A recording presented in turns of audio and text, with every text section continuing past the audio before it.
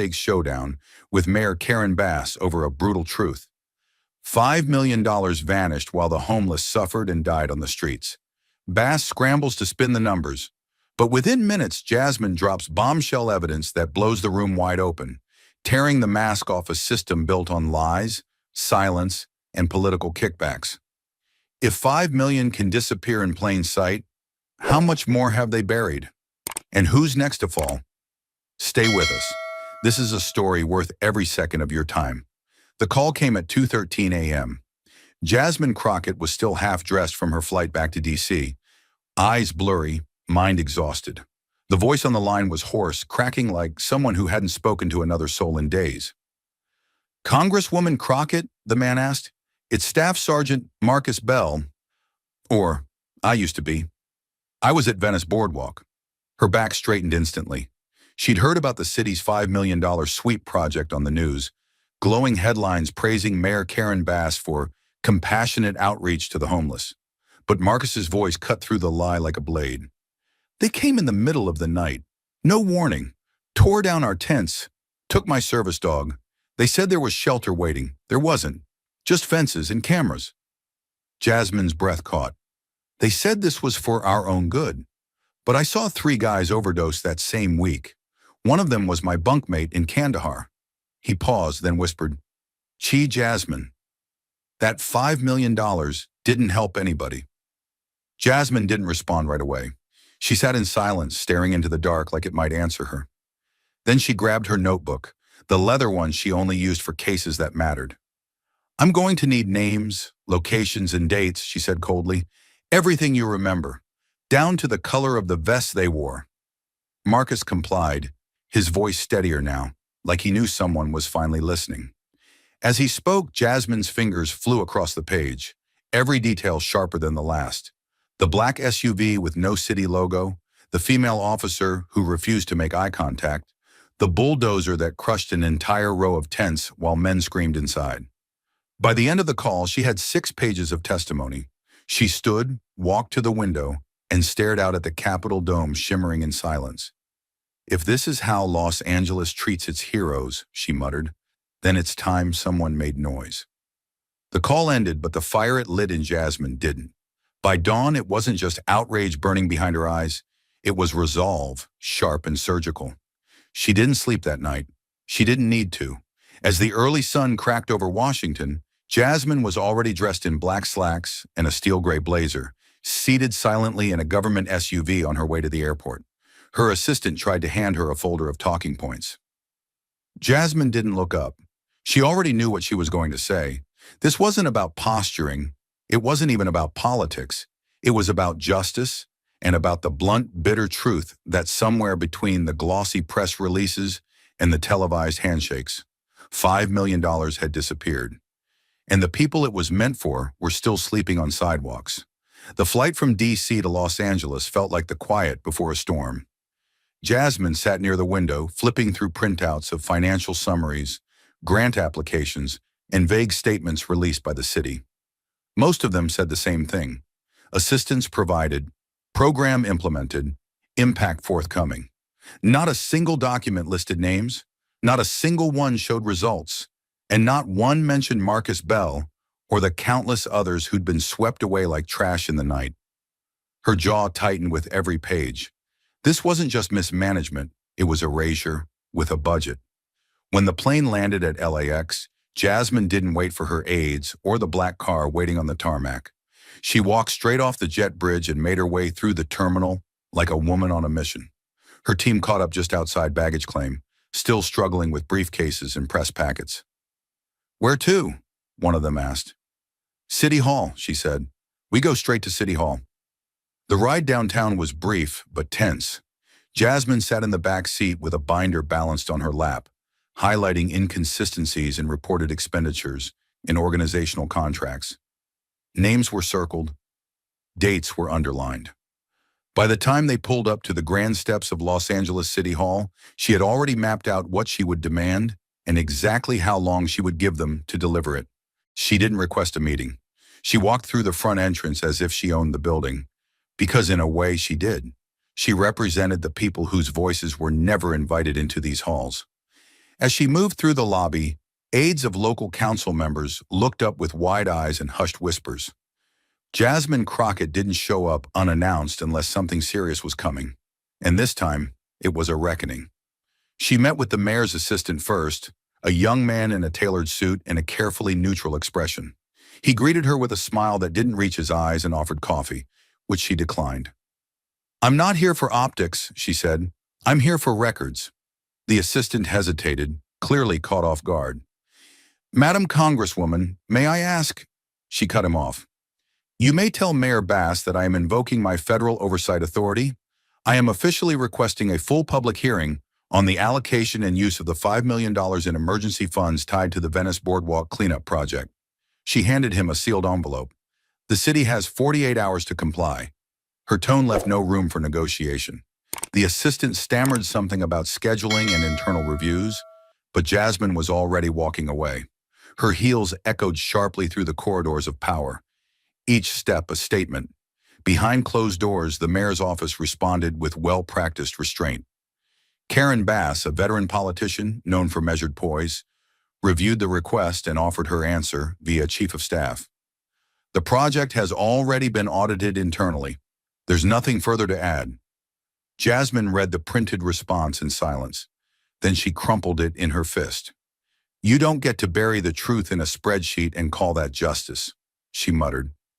Outside, under the relentless California sun, she faced a cluster of cameras and reporters. She didn't blink. She didn't pace. She didn't flinch. They think silence is a shield, but silence is complicity. And if Mayor Bass won't open the books, I'll open them for her.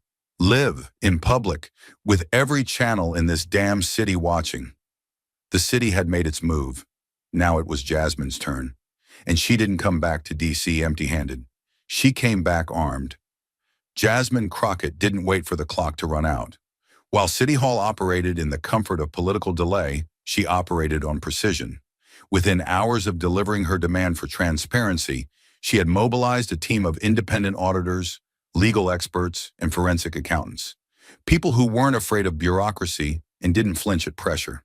They set up shop in a modest office suite on the 9th floor of a Wilshire Boulevard building with no official signage, no noise, just purpose. Laptops buzzed with encrypted spreadsheets, whiteboards filled with figures. Jasmine walked the room like a general before a battle, sleeves rolled up, pen in hand, eyes scanning numbers like they were lines of code hiding a virus. Her order was simple: don't follow what they say, follow where the money goes. The money trail was buried beneath layers of legal jargon and inflated terminology, but the pattern was unmistakable. Of the $5 million earmarked for emergency outreach to Venice's homeless population, over 50% had been funneled directly into the operating budgets of just 3 nonprofit organizations: Homeboy Industries, Street Path Initiative, and Shelter West. These weren't grassroots charities struggling to serve the needy. These were politically connected operations with glossy websites, powerful PR machines, and executive directors making mid-six-figure salaries. Jasmine stood over one of her analysts as they highlighted line items on a quarterly disbursement sheet. $327,000 for strategic impact review? What does that even mean? No one in the room could answer. What hit hardest wasn't the spending. It was the absence of results. Jasmine flipped through pages that were supposed to document outcomes. Pages labeled impact reports, quarterly objectives, and client outcomes achieved. Most were blank. Others were placeholders filled with vague promises like capacity building in progress or awaiting program stabilization. She leaned over a folder labeled Shelter West, Housing Initiative Report, and read aloud. When asked how many homeless veterans they had assisted directly, one report simply read, N.A., Funding Cycle in Progress. She closed the folder with a dull thud that echoed through the room. In progress? She said, voice cold. That money was supposed to be urgent relief, not a revolving door of vague paperwork and padded invoices. Her team didn't need more orders. They could feel it too. The betrayal, the hollow virtue signaling, the way pain had been repackaged as profit. They had combed through thousands of transactions, And now the wall behind Jasmine was filled with evidence. Copies of wire transfers, campaign finance disclosures, internal memos from city agencies. And then came the twist that tightened everything. The same organizations that received the largest contracts had also made recurring donations to city political campaigns. Jasmine stared at a page highlighting a transaction from Shelter West, $25,000 wired to a political action committee linked to a current council member, dated just 6 days after they were awarded a $1.1 million grant. She stood still, jaw locked. "They're laundering credibility through compassion," she said almost to herself. "This isn't about helping people. It's about power. And if the city won't say it, I will." Loud. The room was quiet now, not from confusion, but from clarity. No one doubted what came next. Jasmine stepped toward the whiteboard, took a red marker, and circled 3 names. "Get me the internal memos. Get me every vote those council members made on funding. And prepare the subpoena drafts." Her voice didn't rise, but her words hit like gunfire. The next step wasn't another email. It was a subpoena and a microphone. The evidence was locked, the patterns were exposed, and the air was thick with anticipation. Now it was time to put it all on record, in front of the entire state, with no shadows left to hide in. It was just past 10 a.m. when the cameras went live. The council chamber of Los Angeles City Hall, normally used for zoning disputes and procedural hearings, had been transformed into something much more volatile, a national stage. Every seat in the room was taken. Along the back wall stood veterans in fatigue jackets, nurses still in scrubs, local organizers holding homemade signs that read, "Where's the money?" and "Justice for the unhoused." Microphones were clipped to the backs of chairs. Boom arms hovered overhead like vultures. Outside, the crowd stretched across the Civic Center steps, chanting, live streaming, and waiting for answers. This was no longer just a budget hearing. It was a reckoning. Jasmine Crockett entered the room like a closing argument come to life. Her presence shifted the energy the moment the double doors opened. She didn't flinch beneath the Klieg lights or the swarm of cameras trained on her from all angles. She wore a deep navy suit, crisp and unflinching, a single silver pen tucked into her breast pocket like a scalpel ready to be drawn. She walked down the center aisle slowly, deliberately, every step measured, letting the silence build. When she reached the dais, she stood, not sat, and looked directly at the council members seated before her. Then her voice cut through the silence with surgical precision. "We are not here to play politics. We are here to ask one simple question. Who did that $5 million actually help?" The sentence landed like a blow. For a moment, no one moved. It was as though the room itself had inhaled and forgotten how to exhale. Across the dais, Mayor Karen Bass sat composed, her signature calm wrapped tightly around her like armor. To either side of her were the executive directors of the 3 organizations at the center of the investigation.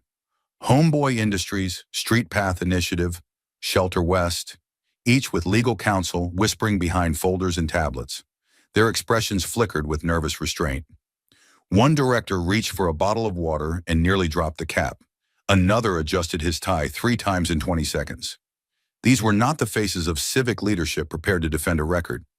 They were the faces of people who had been protected by silence for too long, now pulled into light. The silence from the dais wasn't just discomfort, it was fear masquerading as professionalism. Jasmine could feel it, and she knew exactly where to strike next. Jasmine shifted her weight forward, resting her palms on the edge of the wooden desk, as if to physically close the distance between her and the line of officials before her. The atmosphere inside the chamber had shifted. Gone was the scripted formality, replaced by a thick, unspoken tension that clung to the air like smoke before a fire. Her voice didn't rise, but the force behind it was undeniable. Calm, precise, loaded. "Let me ask the question every taxpayer in this state deserves to hear answered," she said, her tone unwavering, slicing through the air like a scalpel. Her eyes moved from left to right, landing on each director with surgical precision. "How many homeless individuals have been placed into sustainable, long-term housing as a direct result of the funds your organization received?" For a moment, no one spoke. Then came the shuffling of papers, the audible tightening of jaws, and the sudden, frantic flipping through prepared statements that now seemed wildly out of sync with the room's demands. The director of Shelter West opened his mouth to respond, but Jasmine raised a hand. Firm, not aggressive, but authoritative in a way that silenced the words before they left his throat. No jargon, no projections. I'm asking for a number, a real one. Today. Her words echoed louder than any shouting could have. An aide in the back corner dropped a pen. Someone in the public seating muttered, "Come on, answer her." But they didn't. They couldn't. Because the truth was, they didn't have the number. And everyone in that room now knew it. Jasmine straightened her posture. "So the answer," she said, the edge in her voice sharpening, "is that you don't know. Or worse, you do, and it's zero." Without giving them time to regroup, she pivoted. The monitors beside her flickered to life, revealing a spreadsheet with names, organizations, dollar amounts, and dates, highlighted in crimson. The silence didn't breathe this time. It bristled. Next question. Did any of your organizations or associated PACs make donations to local campaign committees in the same months you received city funding? The reaction was immediate. Shoulders stiffened, counsel leaned in to whisper, and beads of sweat formed under studio lights, now feeling more like interrogation lamps. Jasmine's voice didn't waver. "Because from where I'm standing, it looks an awful lot like public money went in the front door and came out the back as political capital." She clicked her remote, zooming in on one line item. $25,000 donation to campaign committee, 6 days after grant approval. Her finger hovered over it like a trigger. $25,000 to a campaign committee, 6 days after your grant was approved. Coincidence? She scanned the panel. No one looked up. Not the directors, not the mayor, not their lawyers. Jasmine stepped back slightly, let the silence spread again, then delivered her final line, deliberate and cold. "I've already seen the filings. This isn't a debate, it's a confirmation." It landed with a weight that shifted the entire chamber. You could feel it, not just accountability in motion, but something breaking open. And Jasmine wasn't backing off. She was just getting started. The chamber was suffocating now, not from heat, but from the weight of truth finally spoken aloud. And in that crushing silence, all eyes turned to one woman, Mayor Karen Bass. She didn't speak immediately. Instead, Mayor Karen Bass sat still, hands folded tightly on the polished wood of the council table, as the full pressure of the room gathered and pointed at her, like a storm waiting for movement. The cameras zoomed in, the press leaned forward, and across the gallery, even the restless shifting of audience chairs seemed to freeze. She cleared her throat once, softly, deliberately, and then adjusted the microphone with the kind of care that betrayed hesitation. The silence wasn't for drama, it was for calculation. "I trust our local partners," she said finally, her voice calm but cautious. "And we will conduct additional internal reviews if necessary." The words left her mouth with a kind of sterile precision, constructed not to confront, but to avoid, to defer, to survive the moment without surrendering anything of substance. Jasmine didn't respond. Not yet. The pause that followed wasn't empty.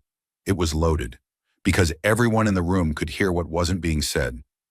Bass's voice carried the veneer of professionalism, but underneath it was a truth too obvious to ignore.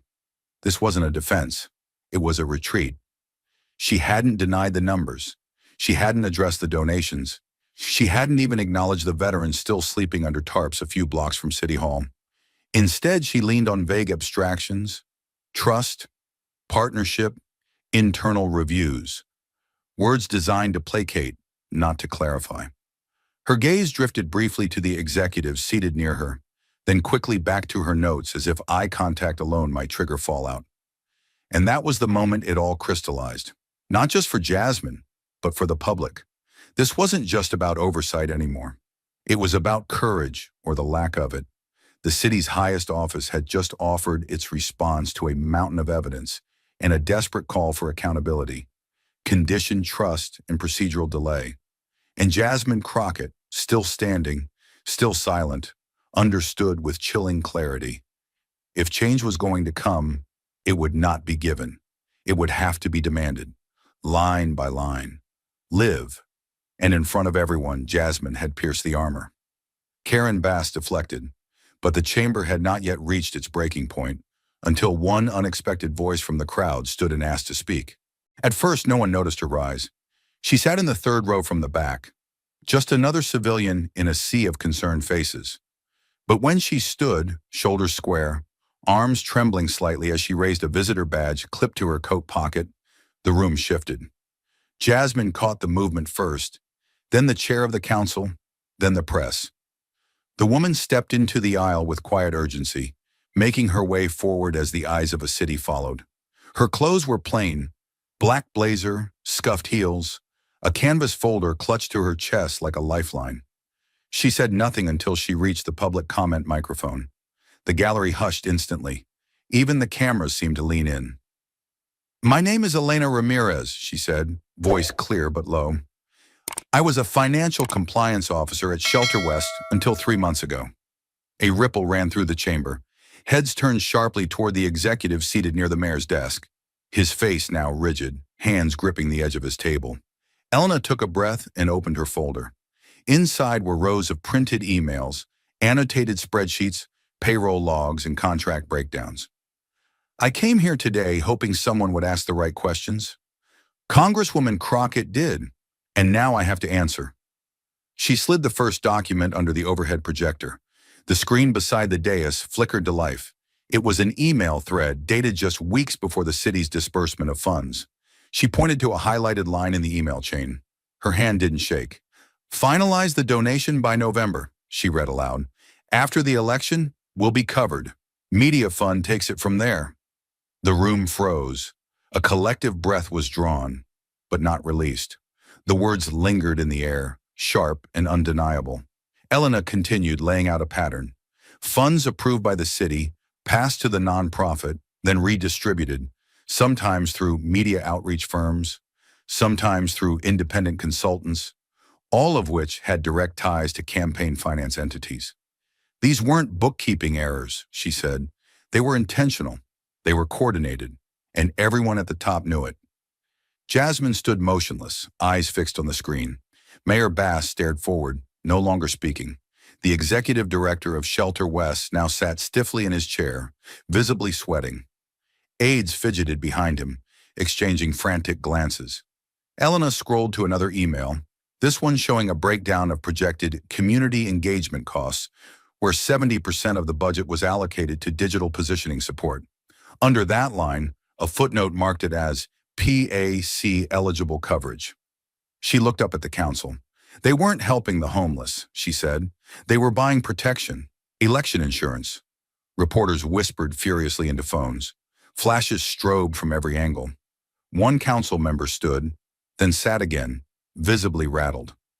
In the corner, Jasmine's legal aide raised a small notepad with 2 words scrawled in red: criminal exposure. Elena's voice never cracked. She moved through the evidence with the calm of someone who had spent nights deciding whether to speak and knew the consequences if she did. "I brought this to my supervisor," she said. "I was told to keep quiet or lose my job. Then I was reassigned to desk duty and later let go due to restructuring." Her words cut deeper than any accusation. They were lived, felt, earned.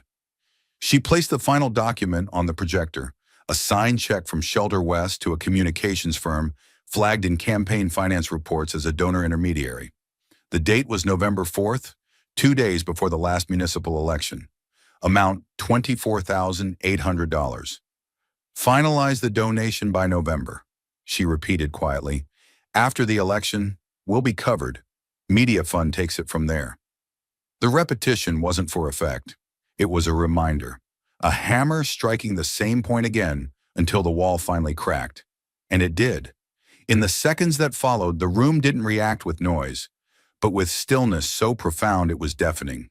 No objections, no deflections, no spin, just silence.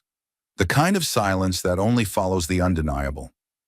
Jasmine turned slowly toward the council dais, her expression unreadable, but her eyes said it all. "Now do you believe me?" Mayor Bass didn't respond. She sat like someone realizing the ground beneath her had shifted and there was no going back. Across the room, the Shelter West executive's lawyer leaned in and whispered something into his ear. The man's face went pale. He nodded once, slowly.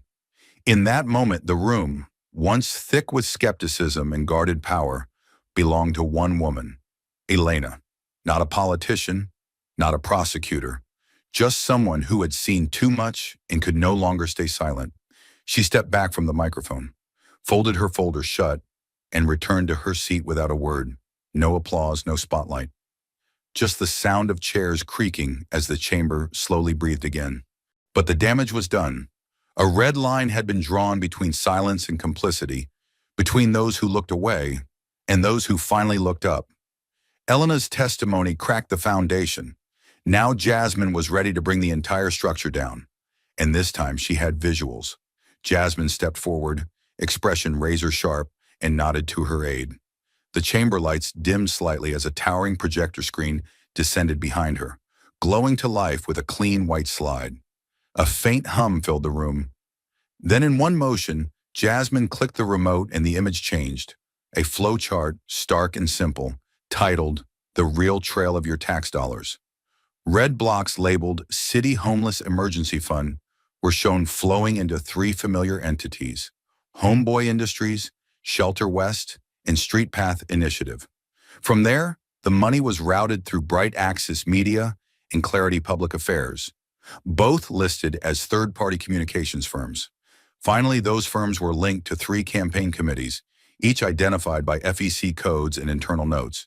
It wasn't cluttered. It wasn't convoluted. It was betrayal, rendered in PowerPoint clarity. Jasmine let the image sit, tension building in the room like rising pressure in a sealed vault. Then, without raising her voice, she cut through the silence. "This," she said, "is the cycle of betrayal.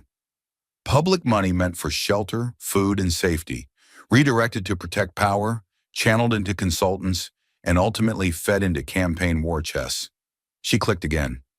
The screen zoomed in on one specific path, from Shelter West through Clarity Public Affairs and into a committee listed as Committee to Re-elect Council Member David L. Corman. Next to it, the figure appeared: $12,500 deposited on November 7th, 2023. The impact hit instantly. Even before Jasmine said another word, whispers exploded through the gallery. One reporter muttered, "He's in this room?" Councilmember David L. Corman sat rigid at the far right end of the dais. For a long second, he didn't move, just stared at the screen, jaw tight, shoulders still. Then without a word, he stood, collected his papers, stepped down from his seat and walked straight out of the chamber, pushing past a staffer without acknowledgement. Reporters jumped from their seats. Cameras pivoted. Flashbulbs stung the room like lightning. And Jasmine watched him go. Silent, composed, not triumphant, just relentless. When the room settled, she turned back to the screen. "This is not about one council member," she said. "This is about a system, a mechanism that moves money through friendly nonprofits, filters it through media partners, and funnels it right back into the pockets of the powerful." Another slide lit up, a sequence of 6 transactions, each tied to critical policy votes on the Venice Boardwalk project. "We mapped the dates. The donations line up with legislation. These aren't coincidences. They're patterns. They're intentional." The gallery was dead silent. Mayor Bass stared at the screen, blinking but unmoving. Jasmine stood centered, surrounded by truth too visible to ignore. "The city told the public that $5 million went to Hope," she said finally. "But what you're looking at is proof that it was pushed through a closed circuit of power and influence, and never touched the ground where it was needed." The screen faded to black. Still, no one spoke. And in that silence, accountability felt closer than it had in years. The screen had gone dark, but the weight of what had been revealed still pressed against every wall of the chamber. Jasmine didn't need more data. The numbers had spoken. Now it was time for the human cost to speak too. She reached into the inside pocket of her blazer, not for a document, not for a stat sheet, but for something heavier, something real. The fold of the paper was worn, its edges curled from having been opened and closed too many times. It wasn't typed. There was no letterhead, just blue ink on lined paper, each word written by a hand that had seen war, that had lifted a rifle, and now carried nothing but grief. Jasmine unfolded it slowly, the air in the chamber thickening with anticipation. "This letter," she began, voice steady and quiet, "was written by Staff Sergeant Marcus Bell. He's the veteran who first called my office, the man who lived on the Venice boardwalk before the cleanup." She paused to glance across the gallery, her fingers pressing the page down on the podium. "He asked me to read this on his behalf. I used to think this country left me behind, that maybe I fought in a war for nothing, only to come home to a sidewalk and a blanket in the rain. But now I see the truth. The country didn't fail me.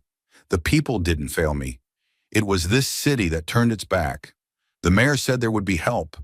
The press said we were being moved to safety. But they took us at night, tore up our camps, and never came back.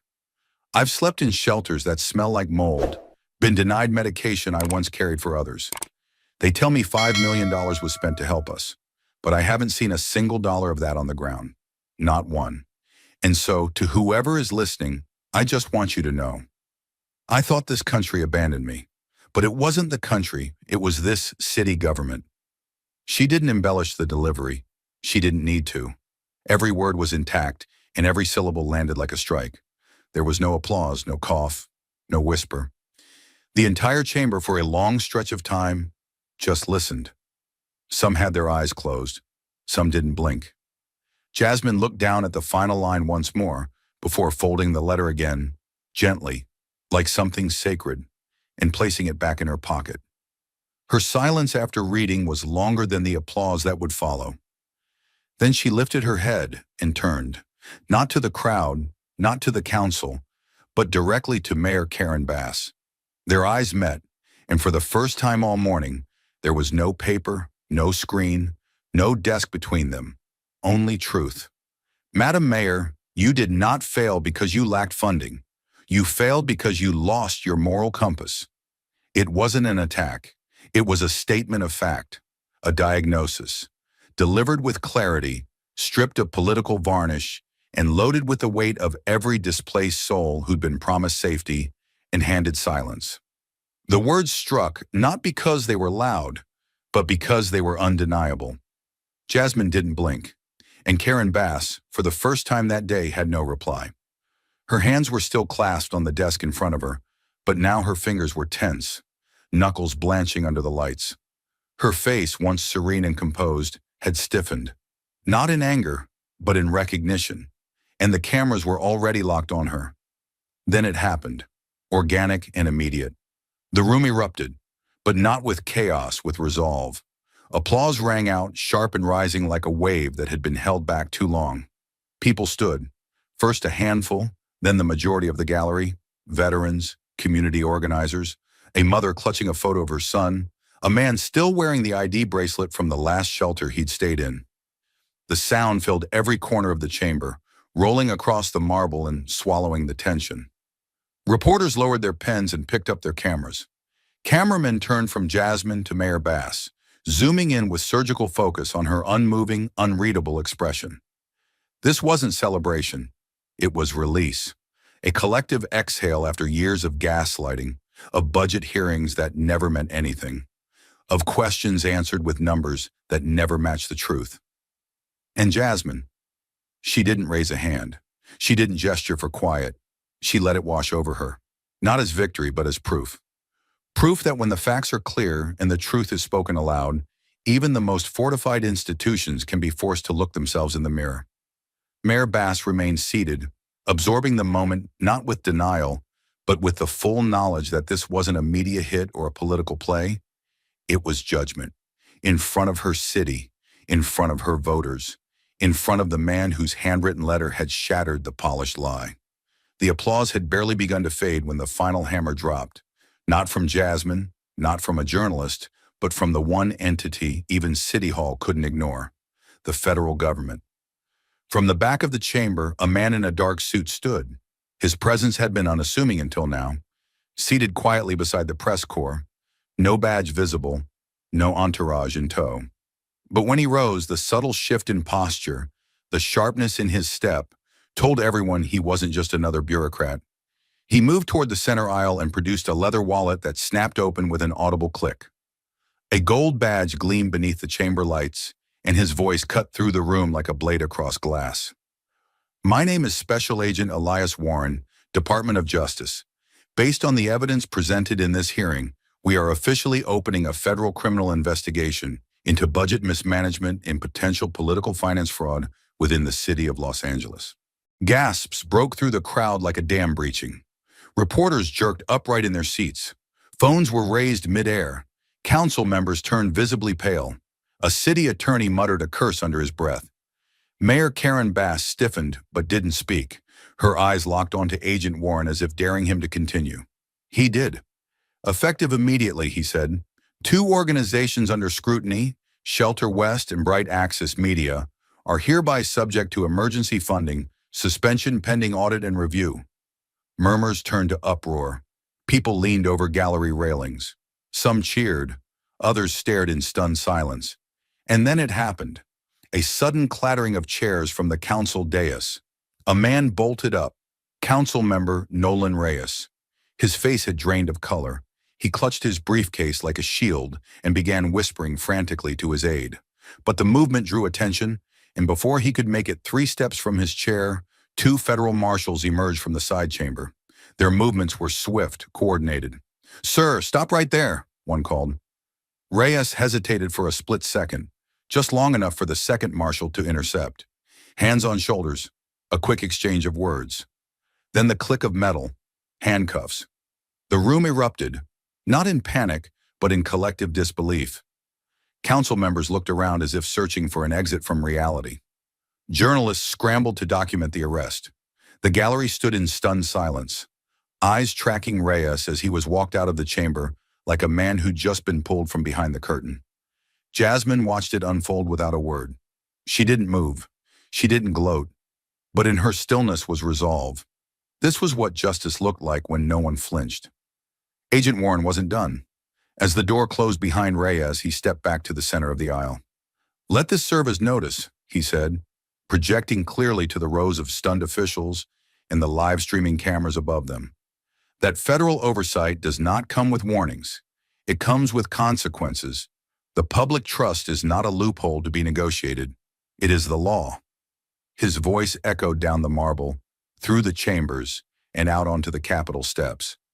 In the aftermath, no one returned to business as usual. No one resumed note-taking or small talk. This wasn't just a hearing anymore. It was an event. A reckoning carved in real time, witnessed by a city that had been told over and over again that no one would ever be held accountable, until now. Jasmine finally turned from the podium, and the weight of the room shifted with her. Behind her, the faces of the people she had fought for were no longer desperate. They were stunned, raw, and for the first time, maybe beginning to believe again. A city had tried to bury its shame beneath paperwork and press releases. But in this room, with a letter, a chart, and the courage to name names, the lie had been torn open. And now, there was no going back. As Councilmember Reyes was let out in handcuffs and the chamber's final echoes faded, the world outside didn't wait. The cameras were already rolling, and the headlines had already been written. Screens flickered to life across Los Angeles, on phones, tablets, bar TVs, and news tickers rolling above city traffic. Within minutes, newsrooms from coast to coast had dropped everything.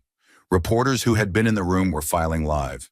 Others were cutting to archived footage of Jasmine Crockett's closing line, syncing it with the arrest, replaying it frame by frame. The story wasn't just news, it was wildfire. CNN ran a red banner. Federal probe launched into La Homeless funding. MSNBC followed with Venice money trail blows. Open DOJ takes action. But it was local independent media who said it best. Bold, unapologetic, and unforgiving. A Venice scandal. $5 million vanished. One hearing shakes LA to its core. The hashtag exploded. Within hours, it was trending nationwide, then worldwide. Twitter, Instagram, TikTok, each flooded with clips of Jasmine standing tall at the podium, reading Marcus Bell's letter, pointing at the flowchart, locking eyes with Mayor Karen Bass. Edits poured in. Split screens of veterans sleeping under bridges, cut against smiling photos of nonprofit CEOs.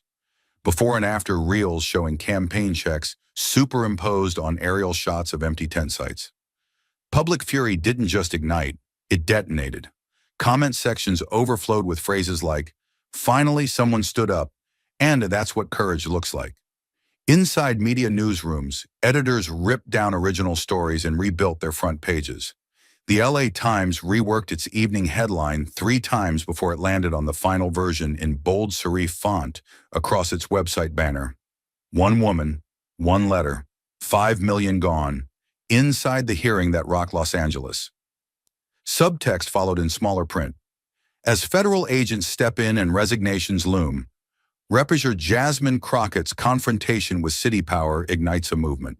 Local affiliates weren't far behind. Channel 7 ran a countdown timer on screen to the next city council meeting. KTLA pulled analysts to examine PAC donations from the last 18 months. And in community forums, those digital town halls of the modern era, citizens began asking the questions that had long been pushed to the margins. Where did the money go? Who knew what? And how long has this been happening? Jasmine's name, once known to political circles and legal networks, was now etched into the vocabulary of everyday people. Single parents, veterans, students, activists, small business owners. People who had once been too tired, too disillusioned, too unheard to fight. But it wasn't just her name. It was the tone she had brought into that chamber, the refusal to accept deflection, the insistence that every dollar be traced, every action accounted for. Journalists across ideologies couldn't ignore it. Even conservative pundits, often quick to dismiss hearings like these as posturing, found themselves playing her quotes back, highlighting the data, analyzing the raw footage. Jasmine hadn't just exposed a funding disaster. She had triggered a cultural pressure valve, something deeper than politics, a demand for dignity, for truth, for proof that someone, somewhere, still believed public service meant something.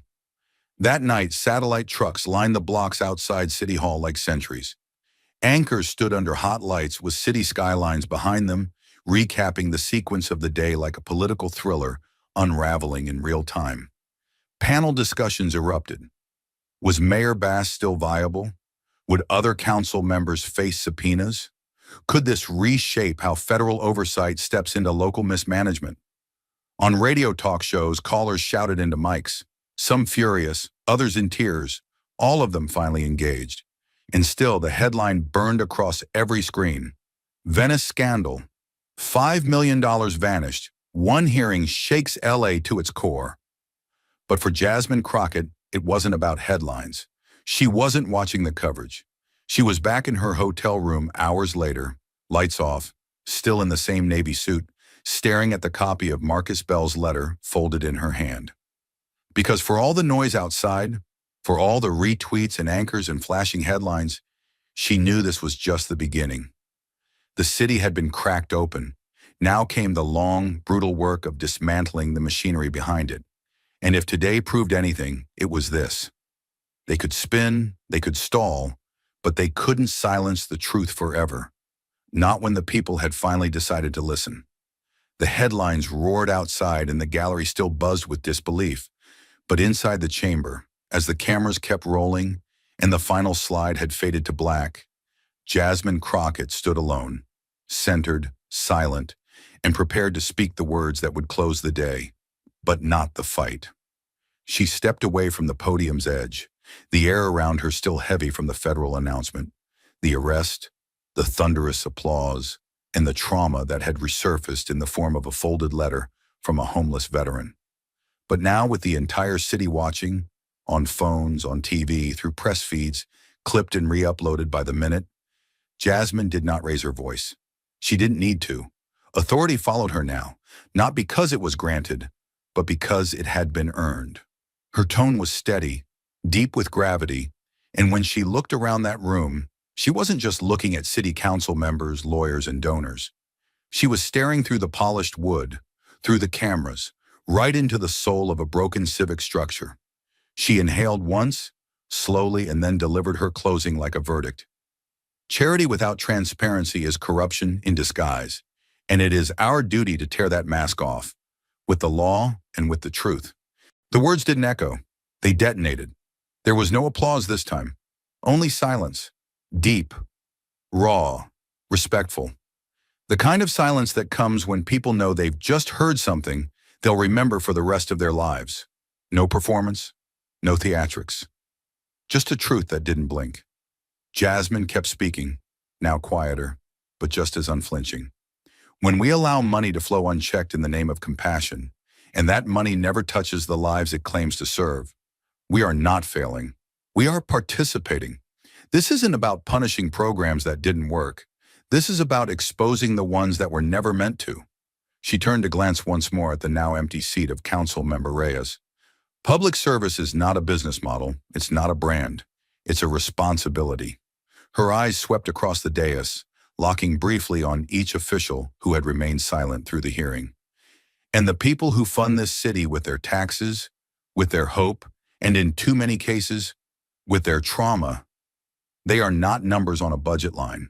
They are citizens, and they are watching. She took a step back, letting the chamber take in the full weight of her words. This was never just about Venice Beach, or $5 million, or one contract. It's about the soul of public trust. Either we defend it, or we destroy it. The screen behind her remained dark. The microphone stayed on, and outside, crowds had begun to gather beyond the glass, pressing in as word of the final statement spread across news feeds in real time. Jasmine took her final breath at the podium. No more quiet deals in back rooms. No more disguises. No more hollow pledges. Then a final pause before she repeated the last line again, slowly, with the finality of a gavel.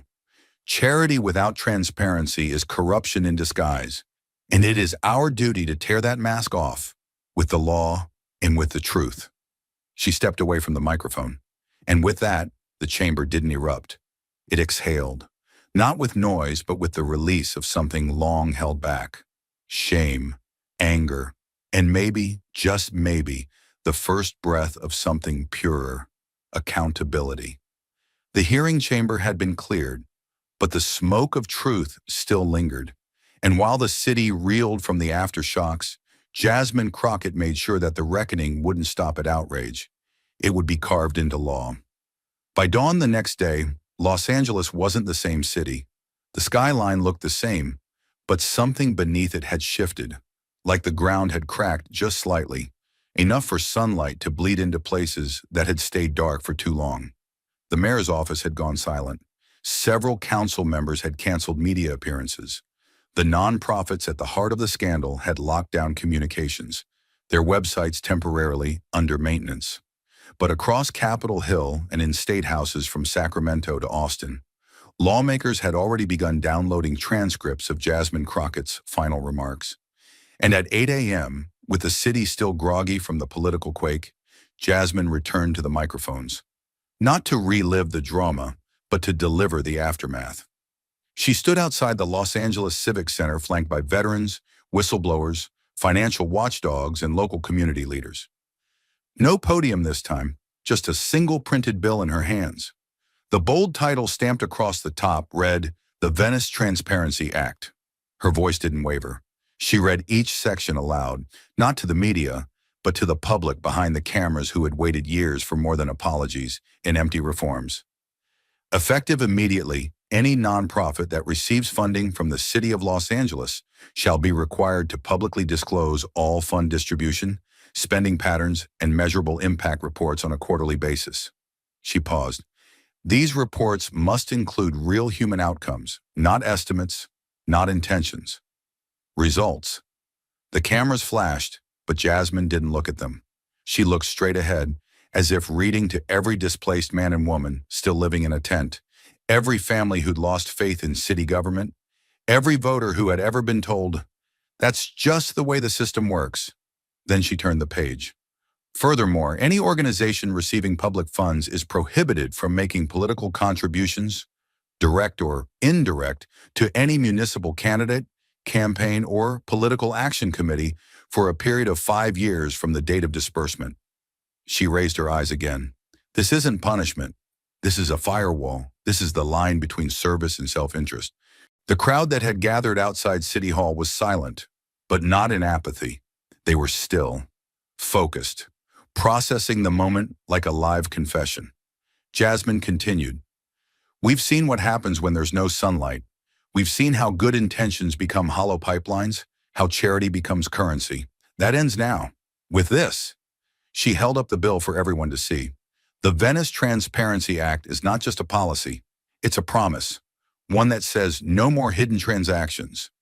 No more campaign donations masquerading as community outreach.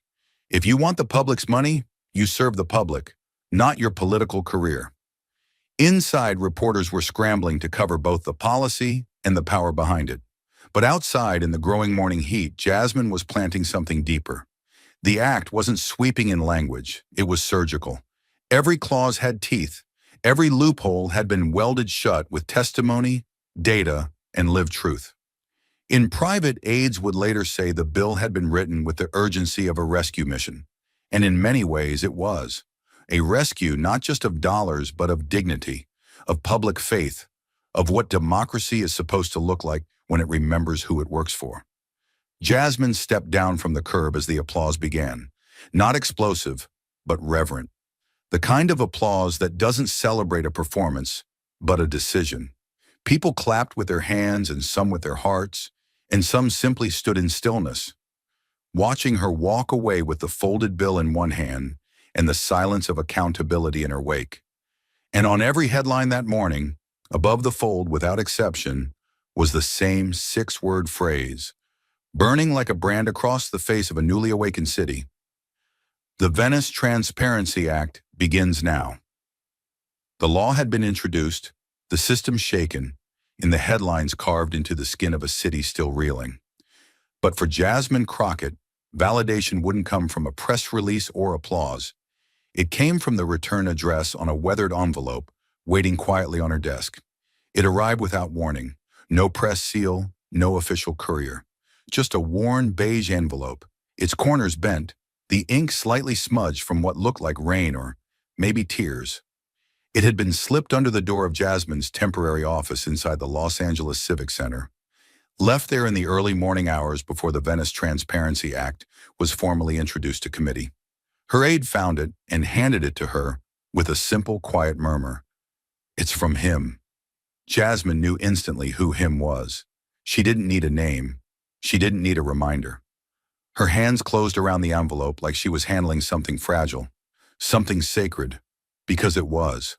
She opened it slowly, the paper folding back with the familiar crinkle of something written from the gut, not the script. Inside was a short letter, no more than 5 sentences, written in the same uneven print as the first. Clear, careful, each word like it had been chosen through pain and pride in equal measure. Jasmine sat down to read it alone, letting the world outside her door wait. The fluorescent lights above flickered once, then held. The office was still. "Congresswoman Crockett, I saw the hearing. I saw everything. I didn't think I mattered enough to be heard, let alone defended. But you didn't just help me get a bed off the sidewalk. You helped me get my hope back. For the first time in years, I feel like I belong to a country that remembers I exist." Jasmine sat with the letter in her lap, her fingers resting lightly on the edge of the page. No cameras were watching her now. No crowd stood to cheer. Just her, the words, and the weight of what they meant. Because in a week of subpoenas, viral clips, and policy drafts, this one letter was the only thing that truly mattered. This was the reason she'd flown across the country. The reason she'd called out a sitting mayor, exposed a broken system, and refused to blink when the walls pushed back. Not for the attention, not for the victory, but for one man who no longer felt invisible. The letter didn't ask for anything. No request for favors or promises. Just acknowledgement. One soul, returned to the world of the counted. Jasmine folded it gently and placed it in the inside pocket of her blazer. Later, someone would ask if she had kept any mementos from the case, and she would reach for this exact letter. Not the flowcharts, not the press clippings, but this.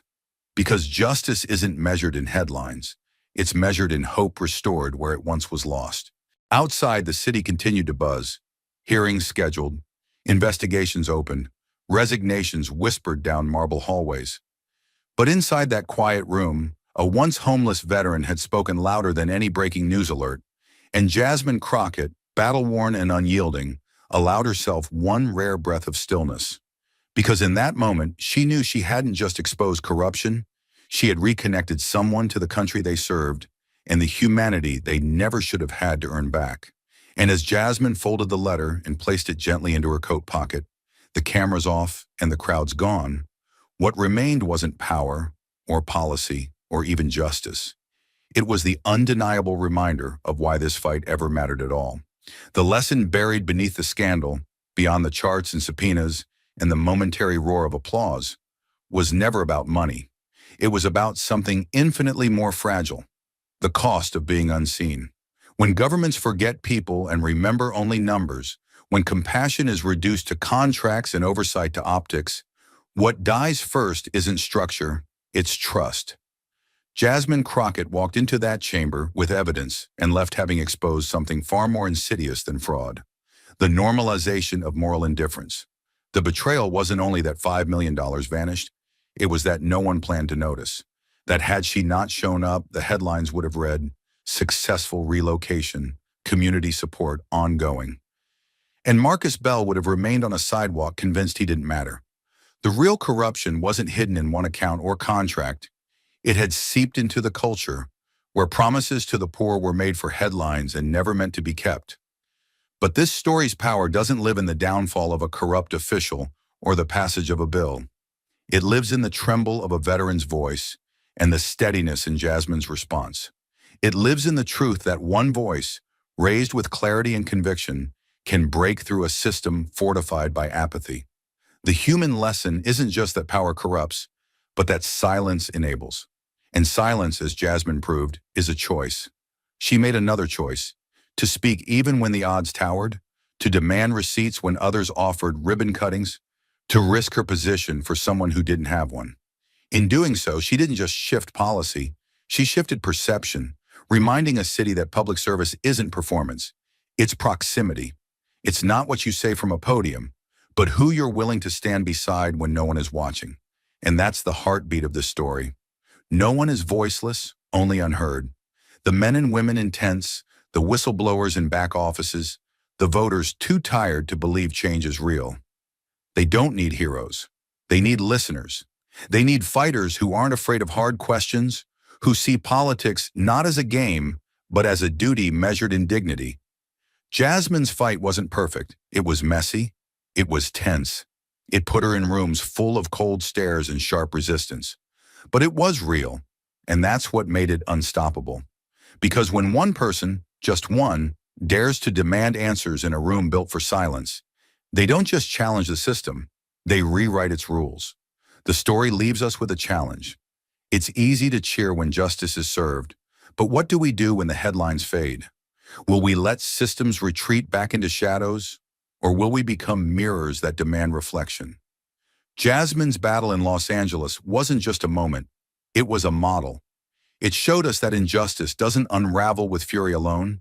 It collapses under the weight of facts, compassion, and relentless moral clarity. It taught us that truth needs a voice, but more than that, it needs pressure. Public, visible, unyielding pressure that says, "We saw what you did, and we will not forget." So as cities across the country face their own scandals, their own versions of lost dollars and broken promises, the human lesson holds steady. If justice doesn't reach the ground, it's not justice at all. If compassion isn't traceable, it's counterfeit. And if public servants aren't afraid to lose something for the truth, then what they serve isn't the public, it's themselves. Jasmine Crockett reminded us that democracy, at its most beautiful and terrifying, is this: a single voice forcing the powerful to look down and remember who they work for. And if Jasmine Crockett's fight taught us anything, it's that truth alone doesn't move systems, people do, which means this story isn't over. It's only waiting for someone else to pick up the mic. So here we are. The chamber is quiet now. The headlines are beginning to fade. The outrage has started to settle into the background noise of the next crisis, the next scandal, the next thing designed to wear you down. But if you felt something during this story, If your stomach turned when that veteran's letter was read, if your pulse quickened when the financial web unfolded on that screen, if you found yourself whispering finally when the cuffs clicked shut, then don't let this moment pass. Because this wasn't Jasmine Crockett's story, it was ours. And we've got a choice to make. Do we return to comfort, to silence, to scrolling and sighing and forgetting? Or do we turn this fury into something that lasts longer than a news cycle? The truth is, systems like the one Jasmine challenged don't collapse under the weight of evidence alone. They collapse when people apply pressure, unrelenting, visible, organized pressure. That means you, not just watching, not just applauding, acting. You don't need to be an elected official. You don't need a law degree. You don't need a microphone or a film crew or a front page headline. You need one thing: the refusal to accept that corruption wrapped in charity is anything less than theft. You need the courage to ask hard questions and to keep asking when they tell you, "We're looking into it." You need the fire to demand receipts, to track donations, to follow the money until it either ends in service or in handcuffs. This is a call to attend your city council meetings, not when there's scandal, but when there's silence. Because silence is where it grows. It's a call to run for school board, to join oversight committees, to get in the room where the budgets are written, not just the rallies where speeches are made. It's a call to turn your phone into a tool, not a distraction. Start with a tweet, an email, a town hall question. Ask your city where its last 5 million went. If they can't tell you, they don't deserve your trust. If they won't answer you, make them. Show up again and again. Because if Jasmine could stand alone in a room stacked against her and say, "No more," then you can show up to a local hearing and echo that truth until the walls shake. And this isn't just about Los Angeles. It's about your city, your town, your school district. This kind of rot isn't unique, it's routine. It exists in every corner where public funds meet private gain, in every deal labeled emergency relief with no relief in sight, in every contract signed in a back room with no bid, no oversight, no consequence. What happened in Venice Beach is a mirror, and every community in this country better start looking into it. Because if we don't act, if we let the Jasmine Crockett's of the world stand alone, then the system learns nothing. It recovers. It repackages itself. It replaces one corrupt figure with another who smiles more and hides better. And soon enough, we're back where we started, clapping for speeches while the real work rots underneath. That's not accountability. That's amnesia. And we've had enough of that. Thank you for watching until this moment and for standing with us on this journey for justice. Your support means everything. Like, subscribe, and turn on notifications so you never miss what's next. And we'd love to hear your thoughts. Leave a comment below and let us know what moved you most in this story. Together, our voices make a difference. Live on national television, inside the high-stakes studio of The View, Congresswoman Jasmine Crockett finds herself outnumbered, confronted by Whoopi Goldberg, Joy Behar, Sunny Hostin, Ana Navarro, and Alyssa Farah Griffin. After declaring one explosive truth, America was never built to be fair. The hosts circle with rehearsed smiles and loaded questions, but within minutes, Jasmine flips the entire room, unleashing buried history, naming the voices media tried to erase, and dismantling their control with one unshakable truth. And when that truth detonates on live TV, the real question isn't who wins the debate, but who survives what comes after. Stay with us. This is a story worth every second of your time. The email came at 4:37 a.m., short, polite, and deadly. We'd be honored to host Representative Jasmine Crockett on The View this Friday. No emojis, no fluff, just a digital dagger wrapped in civility. Jasmine's assistant, Deshawn, read it 3 times before saying aloud, "This isn't an invitation. It's an ambush." He wasn't wrong. 2 days earlier, Jasmine had delivered a fiery speech on the House floor following the killing of Tyre Nichols, a speech that went viral for its unapologetic condemnation of state violence disguised as procedure. Her words were fire, and now someone wanted to control the blaze. The producers at The View weren't inviting her for dialogue. They were baiting her into a trap. A national stage built not for truth, but for television blood. And Jasmine knew it. Still, she didn't flinch. She looked at Sean in the eye and said, "Fine, let's give them a show they can't cut to commercial." By Thursday, Jasmine's team had already caught wind of the setup. A quietly leaked email from ABC's production office revealed a list of pre-approved audience members, handpicked from forums known for criticizing Black progressive voices. The memo read like a blueprint for psychological warfare: ensure tension, allow clapping only after prompts, no spontaneous reactions.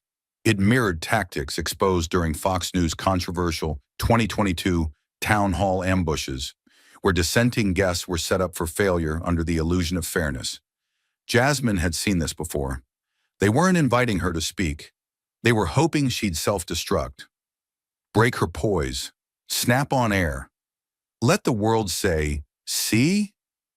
Another angry Black woman. But they underestimated her. Jasmine wasn't walking into a fire. She was the fire, and they just built a stage out of gasoline. And just like that, Friday arrived. Not with calm, but with the thunderous silence that comes before a storm. It wasn't nerves that hung in the air that morning. It was calculation, precision.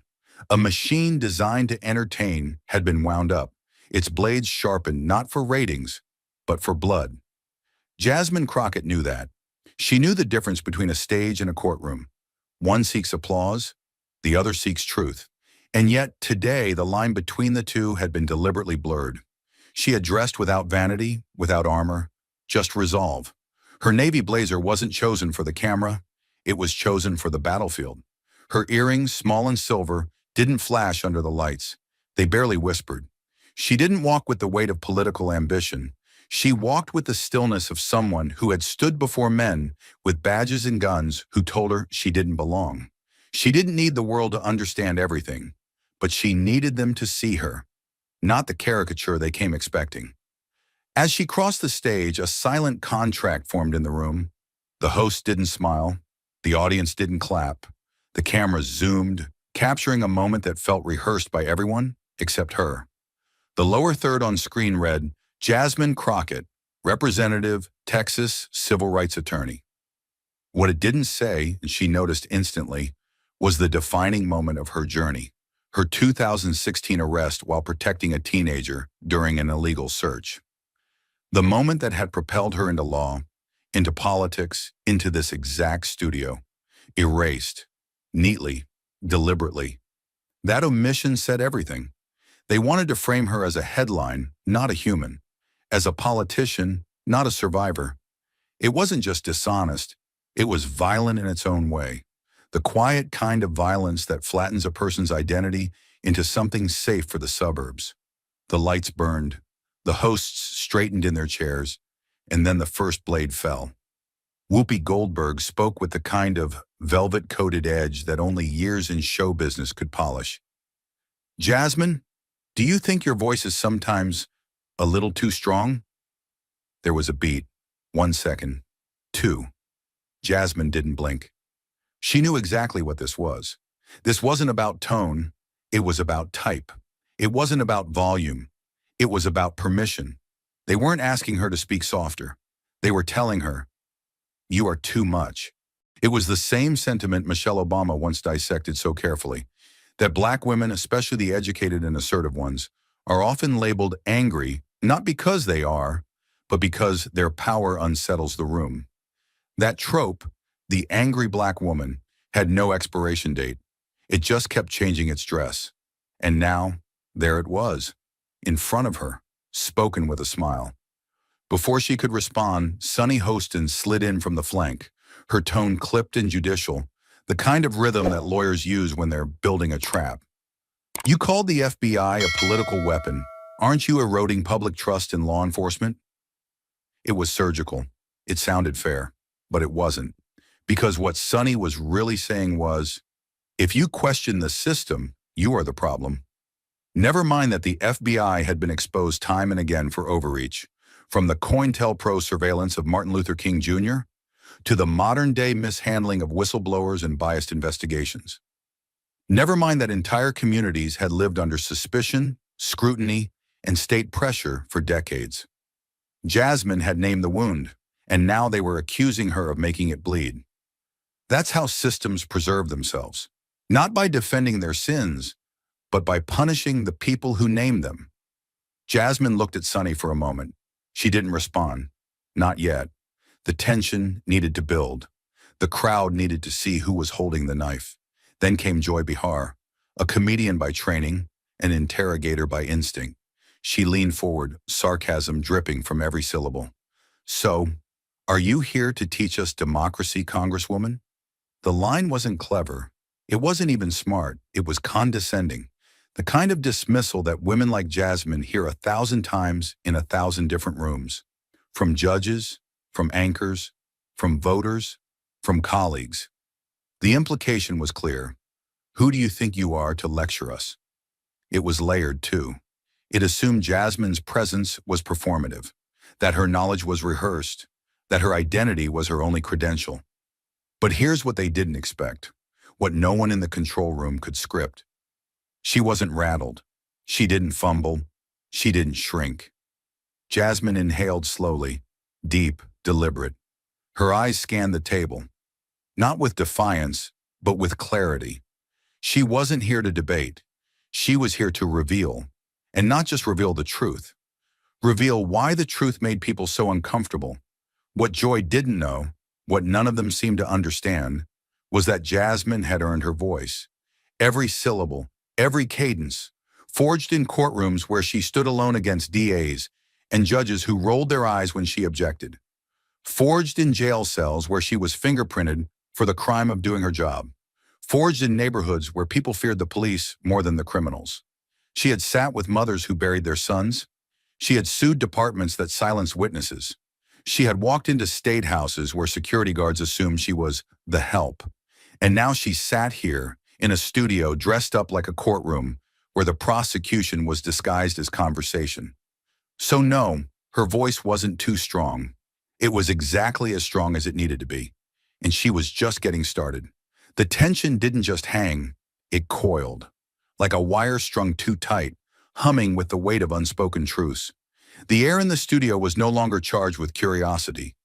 It was thick with anticipation, with dread, with that uneasy electricity that fills a room when someone begins to say the kind of truth that others have spent years learning how to avoid.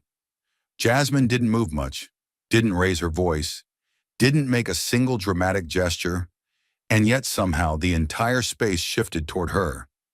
Even the hosts, seasoned veterans of this exact kind of public discourse, felt something imperceptibly tilt. It wasn't just her confidence, it was her control of history, of language, of the moment itself. She didn't need to shout to be heard. Her silence was louder than their questions. Then she spoke. "I didn't say the FBI is a political weapon," she said, voice calm, exact and sharp as a needle. "I said it's been turned into one by people who wield power without restraint or consequence." It was a correction, not to save herself, but to put the record back on trial. She was no longer just responding.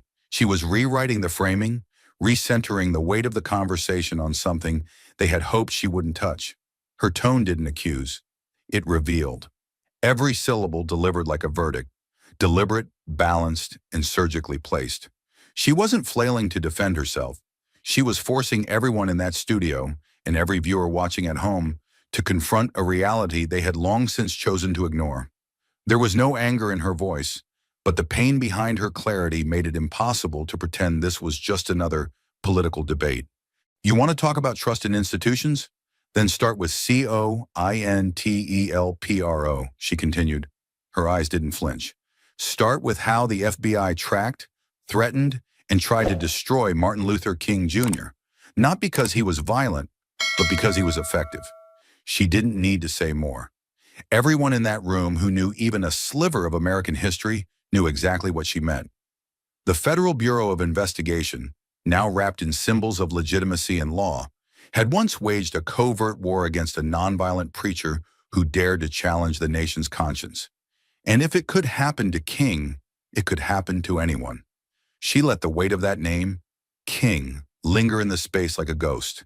It didn't need elaboration. It needed recognition. The audience didn't erupt. Not yet. But something deeper happened. Something that couldn't be faked.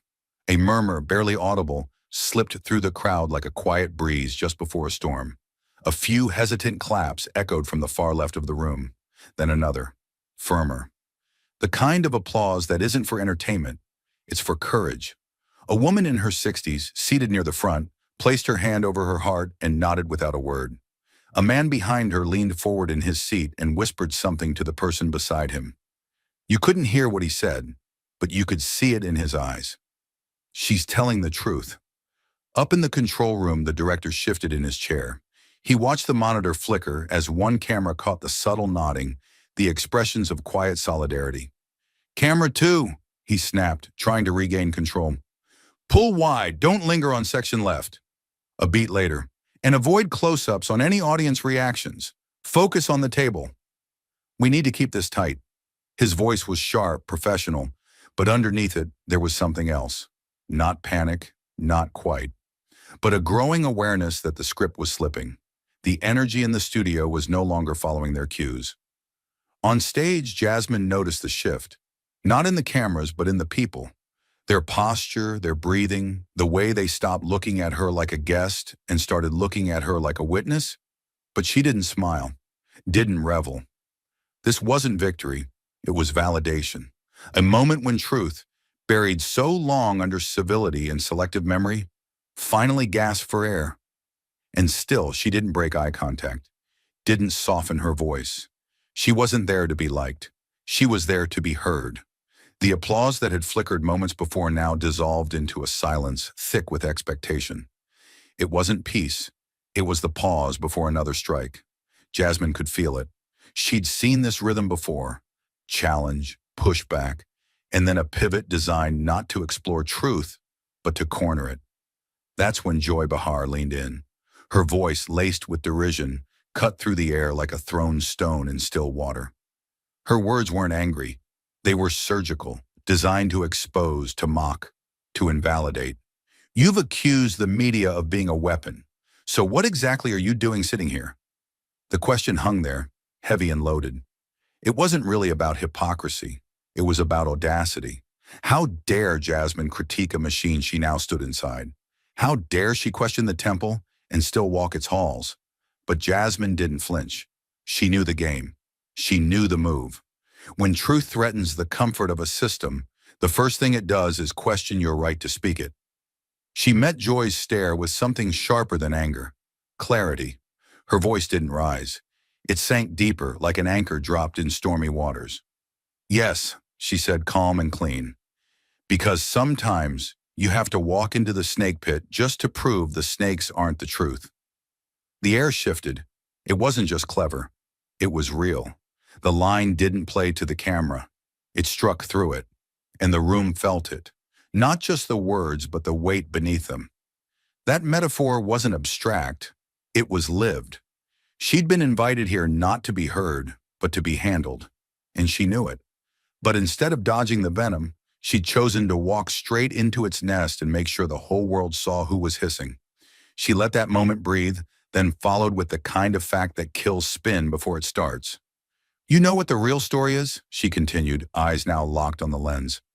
According to Pew Research, 71% of Americans over 50 no longer trust major news outlets to tell them the truth. There were no theatrics, no finger-pointing, just data, simple, inevitable, uncomfortable. That's not a conspiracy. That's a crisis.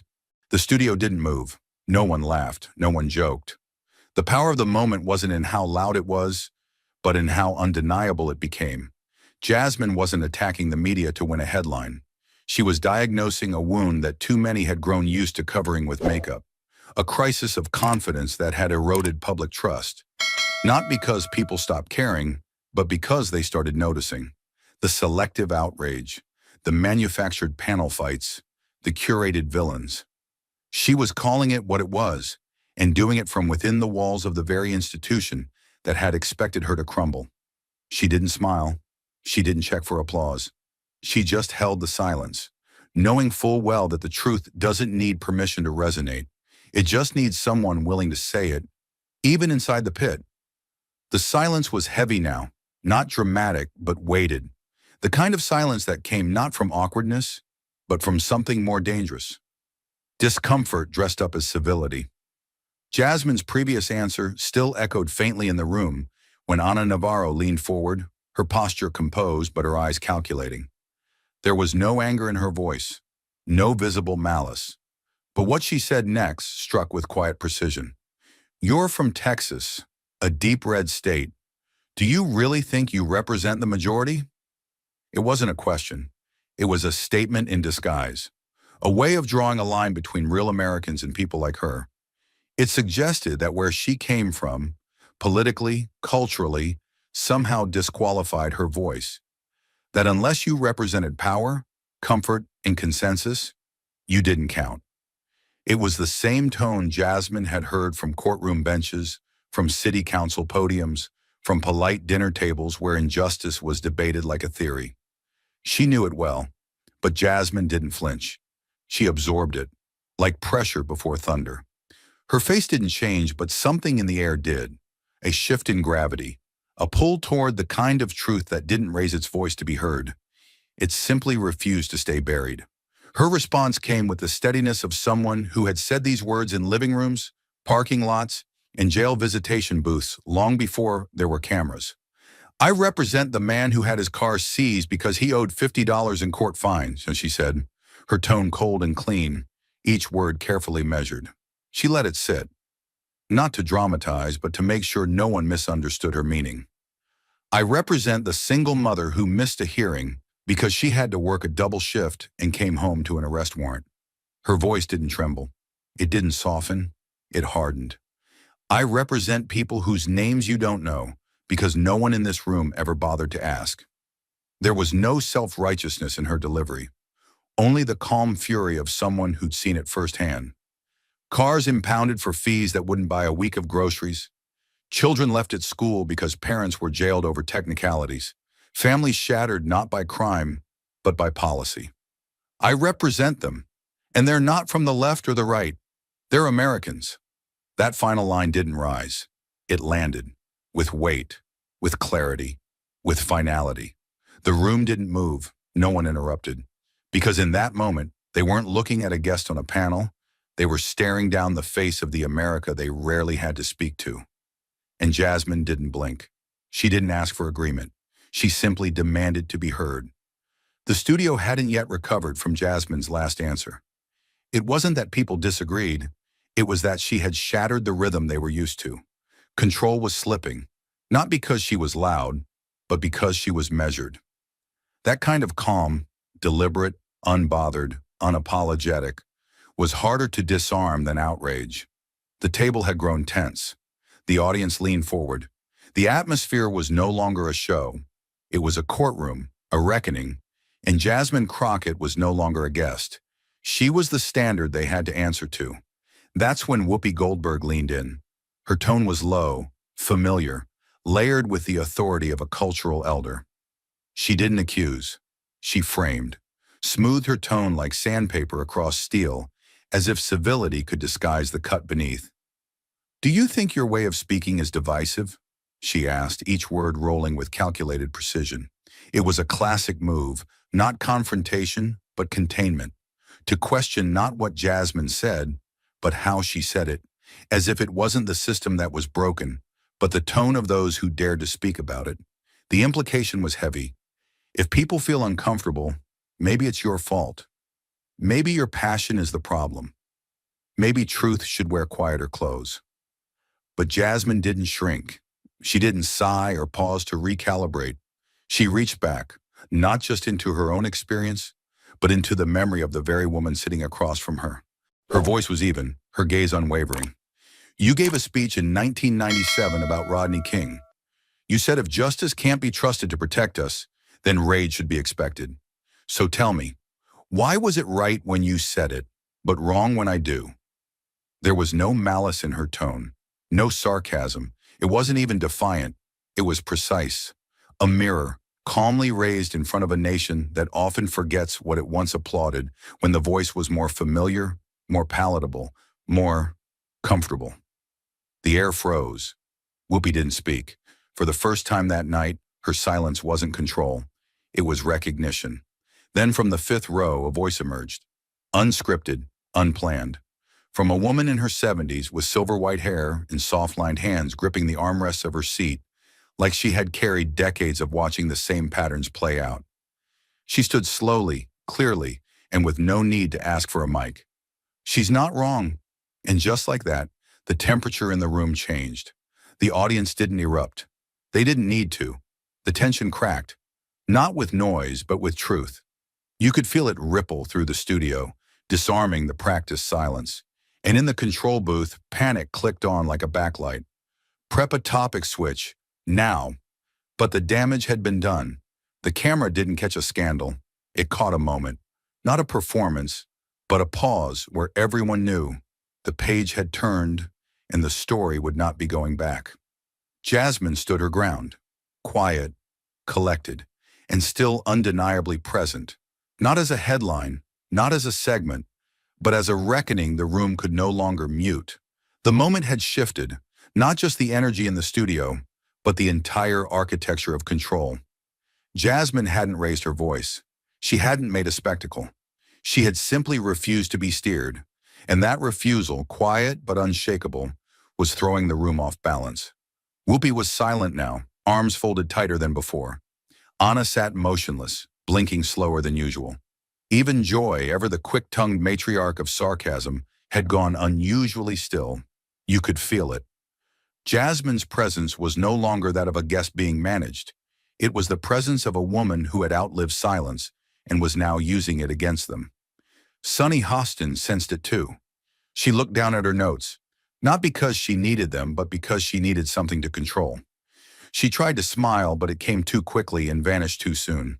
Her voice, when it came, was soft, measured, but clearly intended to pivot the room back towards safe territory.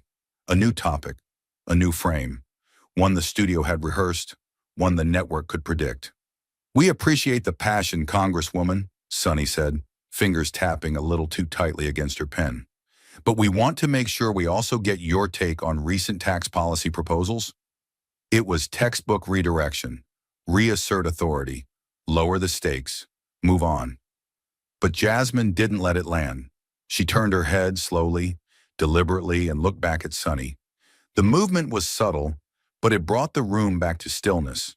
There was no heat in her expression, only something sharper, intention. She wasn't just pushing back against a question. She was pushing back against decades of carefully polished methods for containing voices like hers. Her tone was low and clear. It didn't rise above the buzz. It cut through it. When people silence you with laws, with airwaves, with stereotypes, then speaking becomes a revolutionary act. And with that single line, the floor of the room shifted again. Not because it was loud, but because it was true. It wasn't a slogan.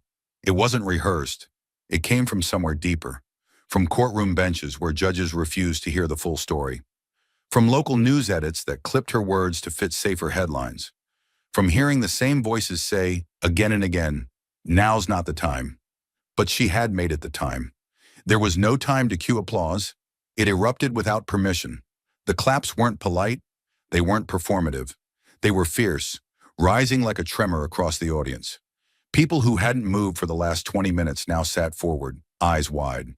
A group of young women, black, brown, white, rose from their seats in the third row, fists half raised, their voices not pleading, but demanding.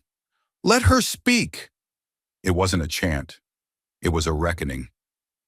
In that second, Jasmine said nothing. She didn't need to. She let the sound crash over her like thunder in the courtroom of the American living room. This wasn't about ratings anymore. It wasn't about left or right, host or guest. It was about truth and the violence of its containment. Joy Behar snapped first. Her hand hit the table, hard. A stack of cue cards flew sideways, one of them fluttering off the desk like a loose feather caught in a wind no one expected. She yanked out her earpiece in a single frustrated motion and tossed it next to her mic. The sound was sharp, loud, final. It echoed across the studio, not as a signal of authority, but as proof of something slipping. Jasmine didn't move. She didn't blink. She had seen this before. This wasn't new. This was what happened when people who had always owned the narrative finally lost the room. And still, she hadn't raised her voice. She'd simply told the truth, out loud, in a space that had never been designed to hold it. The aftermath of Joy Bahar's outburst still lingered in the room, like smoke after a controlled detonation. There was no music, no applause, no seamless transition to the next segment. Just the unsteady stillness of a studio, no longer sure who was directing the story. Jasmine had cracked the rhythm wide open, not by shouting, but by standing still while the structure around her trembled. It wasn't noise that frightened the room. It was the silence that followed her truth. And that was when Ana Navarro stepped in. She didn't raise her voice. She didn't need to. Her strength had always been in tone, measured, polished, cloaked in diplomacy. Her words carried the cadence of a prosecutor and the restraint of a media veteran who knew how to land a hit without ever letting her face show it. Ana smiled faintly as she spoke, but the blade was unmistakable beneath the lace. "You've said America has never been fair," she said, her eyebrows arched with just enough incredulity to draw blood without sounding impolite. "So tell me, do you hate this country?" There it was, the kind of question that sounds innocent on the surface, but drips with centuries of precedent. A question not built to invite conversation, but to corner, to punish, to disqualify. It wasn't about patriotism, it was about possession. It implied that love for this country must be demonstrated through silence, through gratitude, through selective memory. It said, if you see the cracks, if you name them out loud, you must not love the foundation. Jasmine had heard that question before, not always in words but in looks, in refusals to listen, in dismissals wrapped in smiles and headlines. She recognized what Ana was doing, and she wasn't surprised, because she knew. This wasn't about her opinion. This was about her existence. And yet she didn't rush to answer. She let the moment breathe, let the tension crystallize. She wasn't about to perform for anyone's approval. She had said too many things in too many rooms where truth had to fight for space. If they expected her to retreat, to soften, to reframe, they were about to learn that Jasmine Crockett didn't retreat when truth was cornered. She stood taller. Then, without breaking eye contact, she delivered the line that would fracture the room. "I love this country too much to let it lie to itself." It wasn't defensive. It wasn't poetic. It was surgical. The delivery was almost tender, calm, almost reverent, and somehow that made it cut deeper. She wasn't fighting Ana. She was fighting the question itself. The idea that to love a nation means to deny its sins, that to criticize injustice is to reject belonging. She turned that logic on its head, not with aggression, but with unshakable principle. Because the truth was this: Jasmine's love of country didn't come from flags or anthems. It came from the stories she carried in her bloodstream, from a grandmother who scrubbed floors in silence, from courtrooms where young black men were handed years for crimes that others got rehab for, from mothers who buried sons for reaching too quickly into a glove box.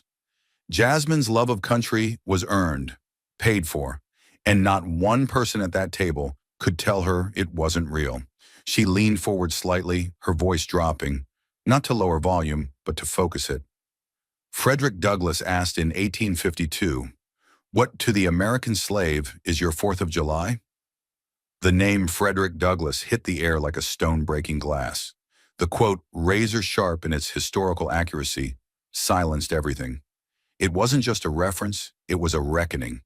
A reminder that even the most iconic voices in American history had once been accused of hating the country they were trying to save.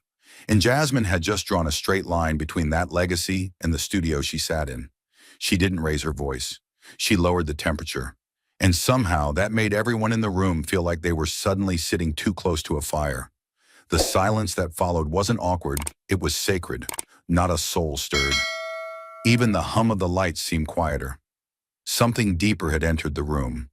Not anger, not division. Truth. The kind that hits you not just in the mind, but in the bones. The kind you don't clap for. You sit with it. You feel it. And then, from the middle rows, it happened. A woman stood. She looked to be in her late 60s, maybe older. Silver curls framed a face lined by decades, not of privilege, but of witness. She wasn't dramatic. She didn't raise her hand for the camera. She simply rose, one hand covering her mouth, her shoulders trembling. Her lips quivered, and then, through a voice cracked by age and emotion, she said, "She's not wrong." Just that. 3 words, spoken without permission, without fear. And in that moment, the entire illusion of control, the lights, the scripts, the show flow, crumbled into something raw and real. Because what that woman had said wasn't about politics. It wasn't about sides. It was about recognition.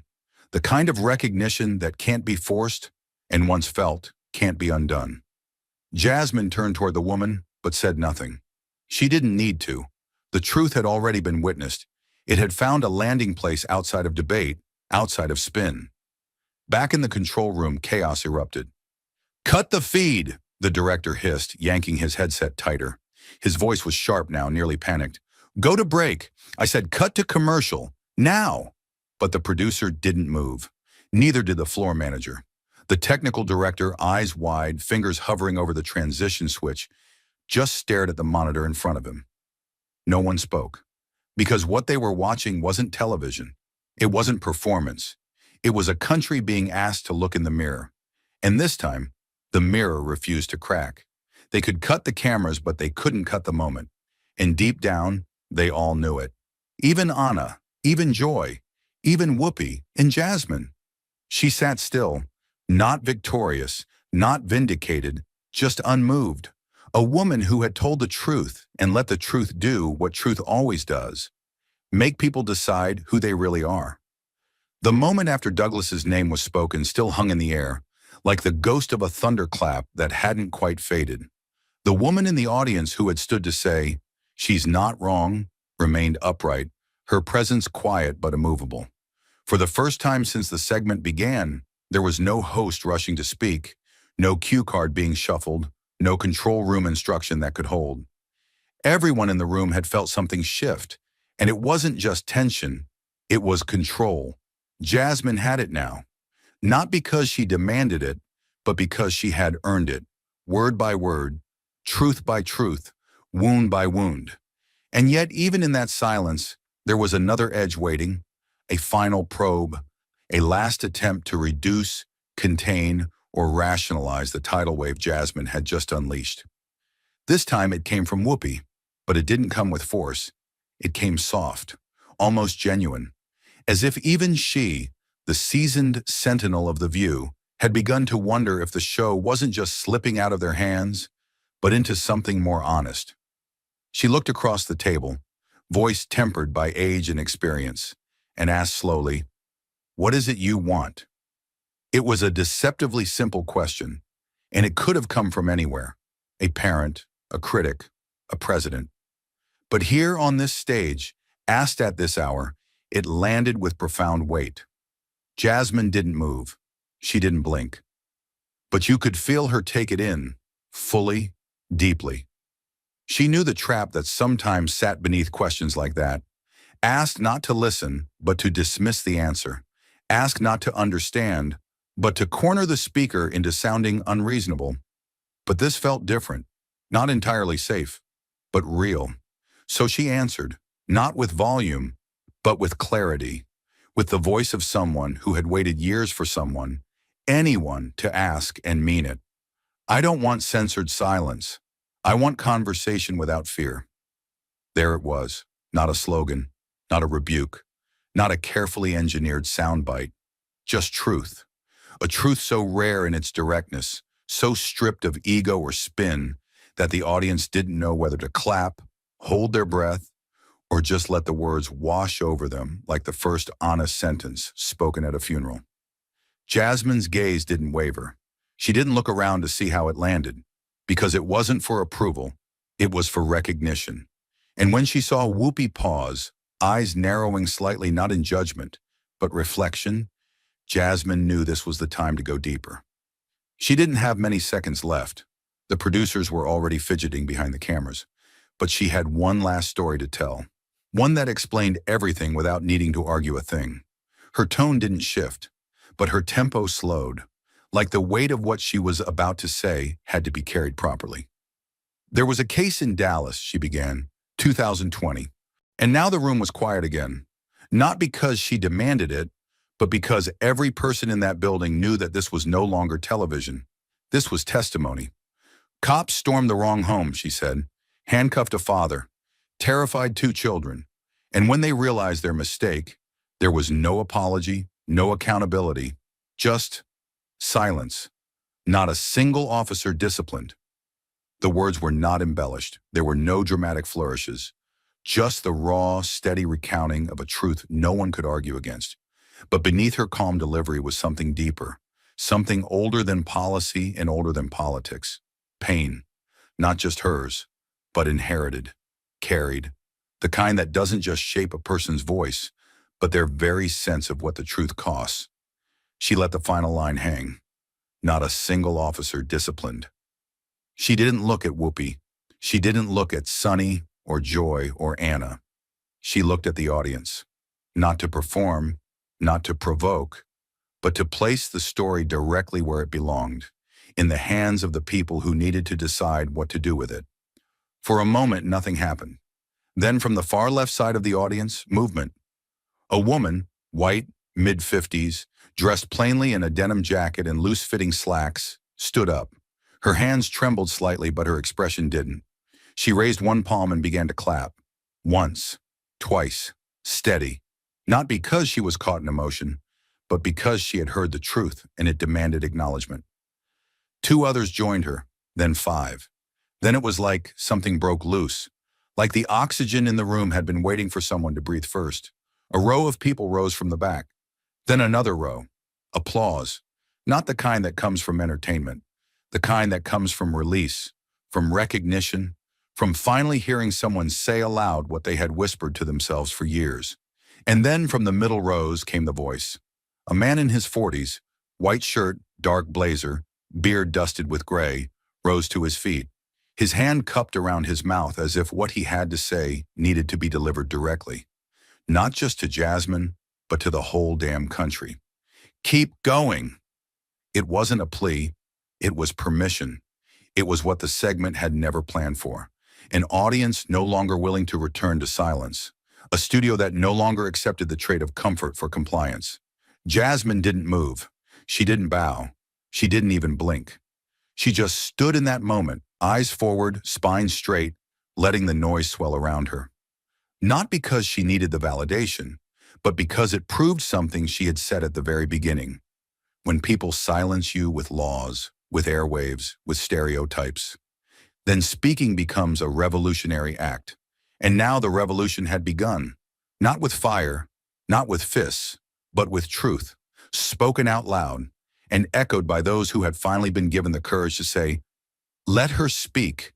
The applause still echoed, lingering like smoke after a sudden fire.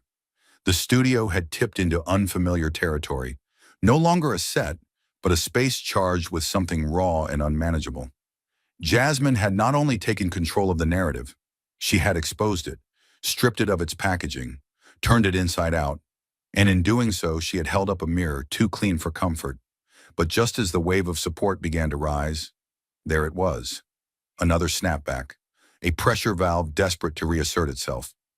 Joy Behar sat forward. Her hand hit the table, not with violence but with force.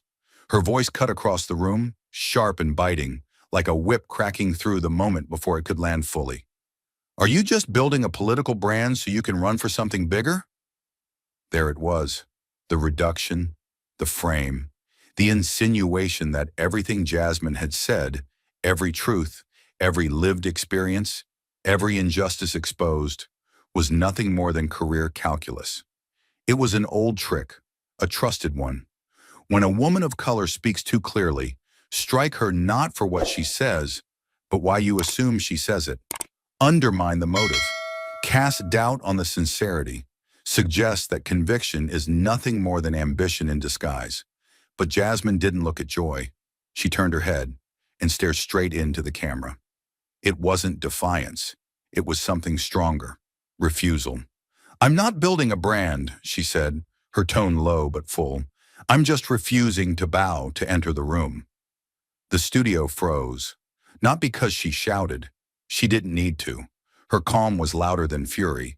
The words weren't crafted, they were lived, and everyone knew it. Her stare into the lens didn't blink. She wasn't talking to Joy anymore.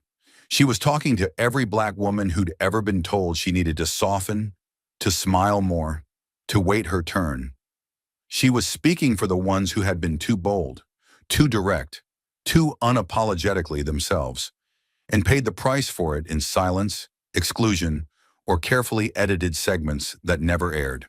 And Jasmine didn't need to say their names, but she did, not as footnotes, as warnings. Tamika Mallory, Nina Turner.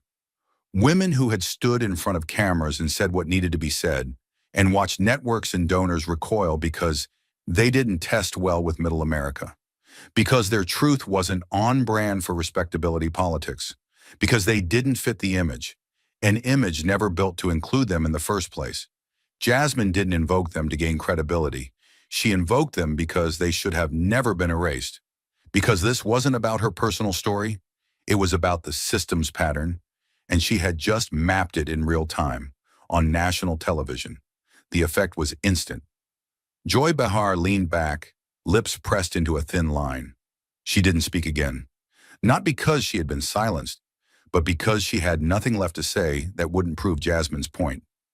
Whoopi across the table suddenly looked far away. Not combative, not cold, just undone. As if something she thought she understood had just shifted beneath her feet. She didn't lift her eyes. Alyssa Farah Griffin lowered hers. There was no argument in her posture now, just silence. The kind that comes when someone realizes they're no longer in a debate, but bearing witness. And Sunny Hostin, ever the analyst, ever the advocate, didn't even speak. She simply reached forward and closed her laptop. Not out of frustration, out of finality. There was no data left to counter, no study to cite, no statistics to redirect. Jasmine had pulled the entire conversation out of the realm of metrics and into the marrow. And there she had told the truth, the kind no segment can cut, no panel can mute, and no network can reframe without everyone knowing they're lying. For a moment, no one moved. The audience didn't clap, not because they weren't stirred, but because they were stilled. Moved into silence, not by confusion, but by conviction. They weren't watching someone trying to sell herself. They were watching a woman refusing to shrink. In the room, hosts, cameras, crew, viewers had to ask themselves a question they didn't expect. What does it mean when someone no longer plays the game, but unmasks it, and then sits calmly at the table, still speaking, still here, still not bowing? That wasn't politics. That wasn't branding. That was something the country had nearly forgotten the shape of. Integrity under pressure, and truth when spoken without permission. The weight of silence hadn't lifted.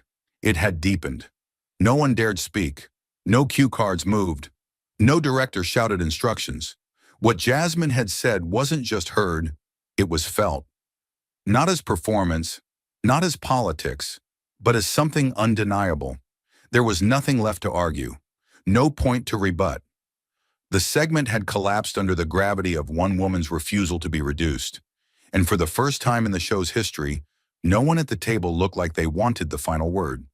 Then she stood. No ceremony, no rush. Just the quiet, deliberate motion of someone who had nothing left to prove and everything left to protect. Jasmine Crockett rose from her seat with the same stillness that had terrified them more than outrage ever could. Her hands didn't shake. Her eyes didn't scan for approval. She didn't bow. She didn't thank the hosts, because this wasn't a talk show anymore. It was a reckoning, and she had already won. The cameras followed instinctively, like they had to, like something inside them understood that history was no longer happening at the table, but in her shadow. She moved slowly toward the edge of the set, heels striking against the studio floor with an unhurried cadence, not of retreat, but of arrival, at truth. The control room didn't know what to do. One producer muttered, "Cut to commercial?" Another shook her head. "No, not yet." The sound team stopped fiddling with levels. Everyone, every single person behind the cameras, was watching with the kind of attention you don't give to news or ratings. You give it to moments. Jasmine didn't pause when she reached the curtain line. She didn't look at the audience, didn't turn toward the hosts. She just walked. The red live light on camera one blinked steadily, and then, with her back to the table, her voice rose. Not in volume, but in presence. Clear, final, etched in steel. If the truth makes someone lose control, that's not the truth's fault. There was no music, no scripted outro, just her words echoing through the studio like a verdict, a line too sharp to edit, too clean to spin, and too real to forget. The silence broke. Not with words, but with movement. The audience, stunned for so long into stillness, rose in waves, not because the camera asked them to, not because applause signs lit up, but because they had to stand. The moment demanded it. A woman near the front row wiped tears from her cheek. A young man near the back muttered, "Damn right." Others didn't speak. They just nodded, some with fists clenched, others with hands over their hearts, as if a part of themselves had been waiting for someone to say what Jasmine had just said, for years, and she was gone. The curtain closed behind her, but the air she left behind hadn't moved. It stayed thick, charged, changed. Outside, a PA held the door open as Jasmine exited the studio into the hallway, flanked by silence on all sides. No entourage, no team, just the sound of her footsteps, echoing with the kind of weight you only hear when someone walks away from a place without needing to look back. And she didn't. She never looked back, because the moment wasn't behind her. It was rippling outward. Within minutes, seconds even, clips began surfacing online. Someone in the audience had streamed it live on their phone. Her final line, "If the truth makes someone lose control," was already on Twitter, paired with a caption. She didn't just answer their questions, she ended the conversation. The hashtag started small but fast. First, let her speak then, truth over talk, and then momentum. By the time Jasmine reached her car, her phone had buzzed 47 times. People she hadn't heard from in years. Law students, activists, mothers, veterans, teachers, Black women from the Bronx to Baton Rouge, from Oakland to Omaha. They weren't quoting her to agree. They were quoting her because they finally felt heard. News outlets tried to spin it. Some called it a tense exchange. Others said it was unexpected fire. But they couldn't hide the footage. They couldn't edit the moment, because the internet had already carved it into stone. TikTok stitched it over videos of women getting ready for protests. Instagram Reels dropped it into compilations of past moments of media silencing. And Twitter, it was wildfire. A verified journalist wrote, "You just watched the moment Jasmine Crockett went from politician to movement." And she had. Because what happened inside that studio didn't stay in it. She hadn't just dominated a panel. She had cracked open the architecture of televised control. She had looked into the eye of a machine built to contain voices like hers and spoken anyway. And she didn't do it for optics. She didn't do it to win a soundbite.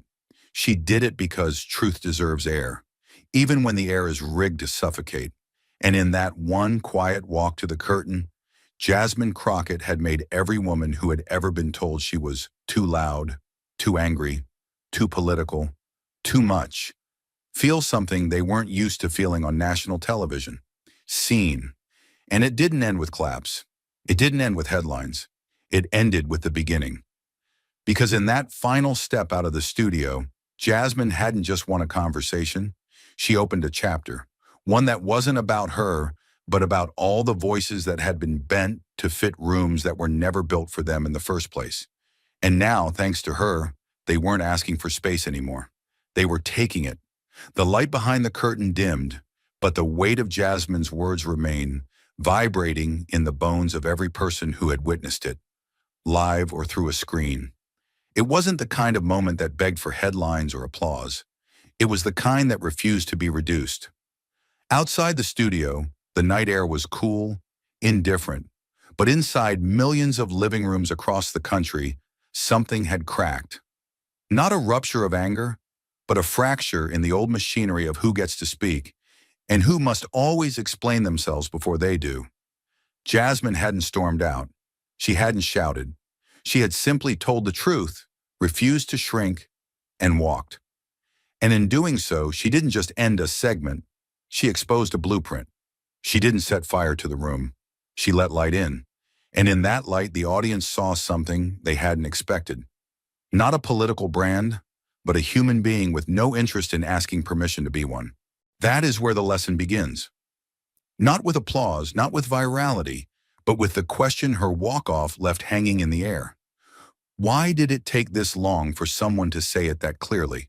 For someone to remind us that real change never arrives with smiles and folded hands, but with voices that sound like they've survived something. Jasmine Crockett didn't speak with polished detachment. She spoke with the wear and tear of someone who's carried the weight herself. Her tone wasn't aggressive, it was exhausted. Exhausted from being polite about systems that killed dignity in slow motion. Exhausted from being told to wait, to soften, to not upset the room. And when she said, "I'm not building a brand, I'm just refusing to bow to enter the room," she wasn't asking for applause. She was naming what every honest voice in this country has been punished for: daring to exist without apology. The lesson isn't that Jasmine won the conversation. The lesson is that she survived it without surrendering herself to it. In a media landscape obsessed with performance, Jasmine's stillness was more powerful than any outburst. She didn't raise her voice. She lowered the temperature, made the room feel cold enough for people to finally feel something. And when she quoted Frederick Douglass, when she told the story of the wrong man arrested in his own home, when she stared into that camera and delivered her final line, she was drawing a line not between parties, but between two kinds of people: those who are comfortable with silence and those who risk everything to break it. Her words weren't abstract. They were evidence. Her presence wasn't symbolic. It was testimony. What Jasmine proved is that sometimes truth doesn't need to be explained, only endured, and that if it makes someone uncomfortable, that's not the truth's fault. It's the fault of the comfort that was built on the silence truth interrupts. The human lesson here isn't new, but it's never been clearer. Truth, when spoken plainly, should make liars nervous. But this wasn't just about the truth. It was about who's allowed to tell it without being punished. Jasmine didn't just walk into a studio that didn't expect her to win the conversation. She walked into one that didn't think she belonged at the table to begin with. She knew the looks, the soft smiles laced with condescension, the interruptions disguised as discussion. She knew the system doesn't silence voices like hers with outright censorship. It silences them by framing them as too angry, too radical, too disruptive, too much. And when Joy Behar accused her of building a political brand, it wasn't just an insult, it was a tactic, a way to invalidate the substance of what Jasmine had said by questioning why she had said it. But Jasmine's power came from her refusal to play that game, her refusal to make herself smaller so others could feel more secure in their assumptions. She didn't flinch. She stared the accusation down and burned it clean with truth. The story of Jasmine Crockett on that stage is more than a media moment. It's a mirror for every person who's ever been told to change their tone, to wait their turn, to earn their right to be heard by first becoming less of who they are. It's a blueprint for resistance. She didn't come to convince anyone who had already made up their mind. She came to speak for those who'd never been allowed in the room, or worse, let in, only to be asked to disappear. And when she walked away, when she said, "If the truth makes someone lose control, that's not the truth's fault," she didn't drop a mic. She dropped a standard for what this country needs to confront if it ever wants to be honest with itself. The lesson isn't that Jasmine shocked the room. It's that the room was so fragile, one woman telling the truth shook it to its core. That fragility of institutions, of media, of comfort itself, is part of what Jasmine's story unmasks. The fact that she was treated like a threat, not because she lied, but because she didn't soften the truth, tells us everything about who's been allowed to define civility. Jasmine didn't raise her voice, but the room flinched anyway. She didn't insult anyone, but suddenly she was divisive. That's the playbook. That's the trap. And that's what she broke. The human lesson isn't just about bravery. It's about boundaries. The line between being professional and being complicit. The line between keeping your seat and keeping your soul. Jasmine chose the latter, and in doing so, she taught everyone watching, especially the next generation, that if the cost of staying in the room is your silence, it's not a room worth staying in. After the cameras cut and the clips went viral, the hashtags were only the beginning. Let Her Speak wasn't about Jasmine alone. It was about a chorus rising behind her, voices that had long been quieted, suddenly finding resonance in hers. Young women of color reposted her words. Mothers who had lost sons to the justice system shared her stare into the lens. Teachers played the clip in classrooms. Students quoted her in debates. Her story didn't stay on the screen. It entered the bloodstream of a culture that's been waiting far too long for someone to speak without compromise. And that is the power of truth. Not that it changes everything overnight, but that it makes silence impossible to go back to. And that is the final lesson. Jasmine didn't walk into that room to ask for justice. She walked in to remind the room that justice had already been delayed long enough. She didn't walk out because she lost. She walked out because she had already won the only thing that matters, the integrity of standing in your truth while the world asks you to shrink. That is not arrogance. That is survival. That is what every marginalized voice deserves to see. Not just that truth is possible, but that it's worth it. Worth the backlash. Worth the smirks. Worth being labeled too much. Because truth, told without apology, doesn't just echo, it shatters ceilings. And Jasmine Crockett didn't leave through a door. She opened one. And behind her the voices are already rising. And while Kevin's rebuttal dissolved into the white noise of cable news talking points and neatly edited headlines, Jasmine's words did not fade. They spread. They pulsed in the nation's bloodstream, carried not by outrage, but by recognition. Recognition that something sacred had been violated, not once, but relentlessly, across paychecks, across zip codes, across generations. And what she ignited that night in a chamber of intellect and tradition wasn't a political argument. It was a reckoning, one that would force a country to ask itself a question far more dangerous than what now. The question was, who are we?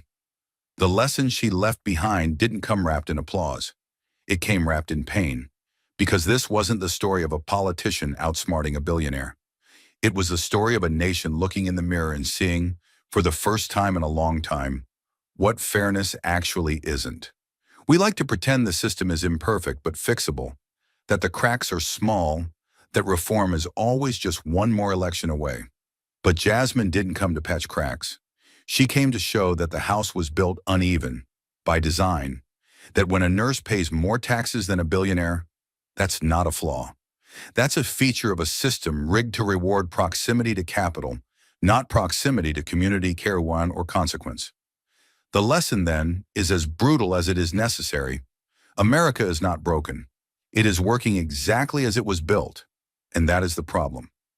Jasmine's story is not just one of resistance, it is one of exposure, of unmasking the deep contradiction at the heart of modern democracy, that we promise equality but legislate inequality, that we celebrate labor but subsidize wealth, that we idolize bootstrap stories while shredding the very ladders meant to help people climb. In every city, there are people who work themselves to the bone, who pay more than they can afford, who never ask for favors, only fairness. And in that chamber, Jasmine didn't speak for them. She spoke as them, a woman who knew the weight of silence, a woman who had been told to wait her turn, to smile while being dismissed, to be grateful for a seat at a table that never fed her. And when her moment came, she didn't posture. She didn't rage. She revealed. That is the human lesson, that the most dangerous thing you can do in a society built on imbalance is to tell the truth calmly, in public, with proof. Because in a world designed to exhaust and confuse, clarity is not just rare, it is revolutionary. And in that moment, with one hand on the microphone and the other on a stack of documents, the powerful hoped would never see light. Jasmine Crockett did the most radical thing imaginable. She refused to lower her voice.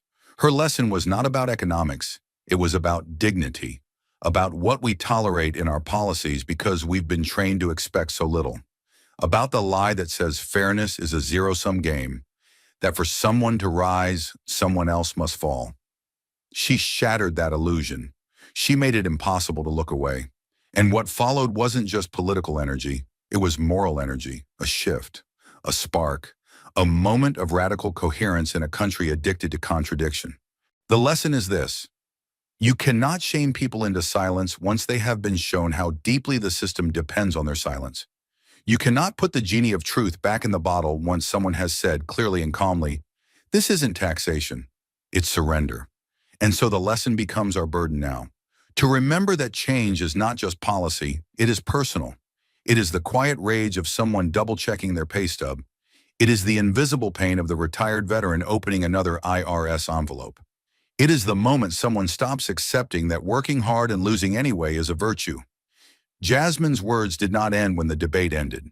They entered the bloodstream of a wounded country, and the heartbeat they touched has not stopped. Because when one woman in one room tells the truth with nothing but facts and fire, it's no longer her story. It becomes ours. Thank you for watching until this moment and for standing with us on this journey for justice. Your support means everything. Like, subscribe, and turn on notifications so you never miss what's next. And we'd love to hear your thoughts. Leave a comment below and let us know what moved you most in this story. Together, our voices make a difference.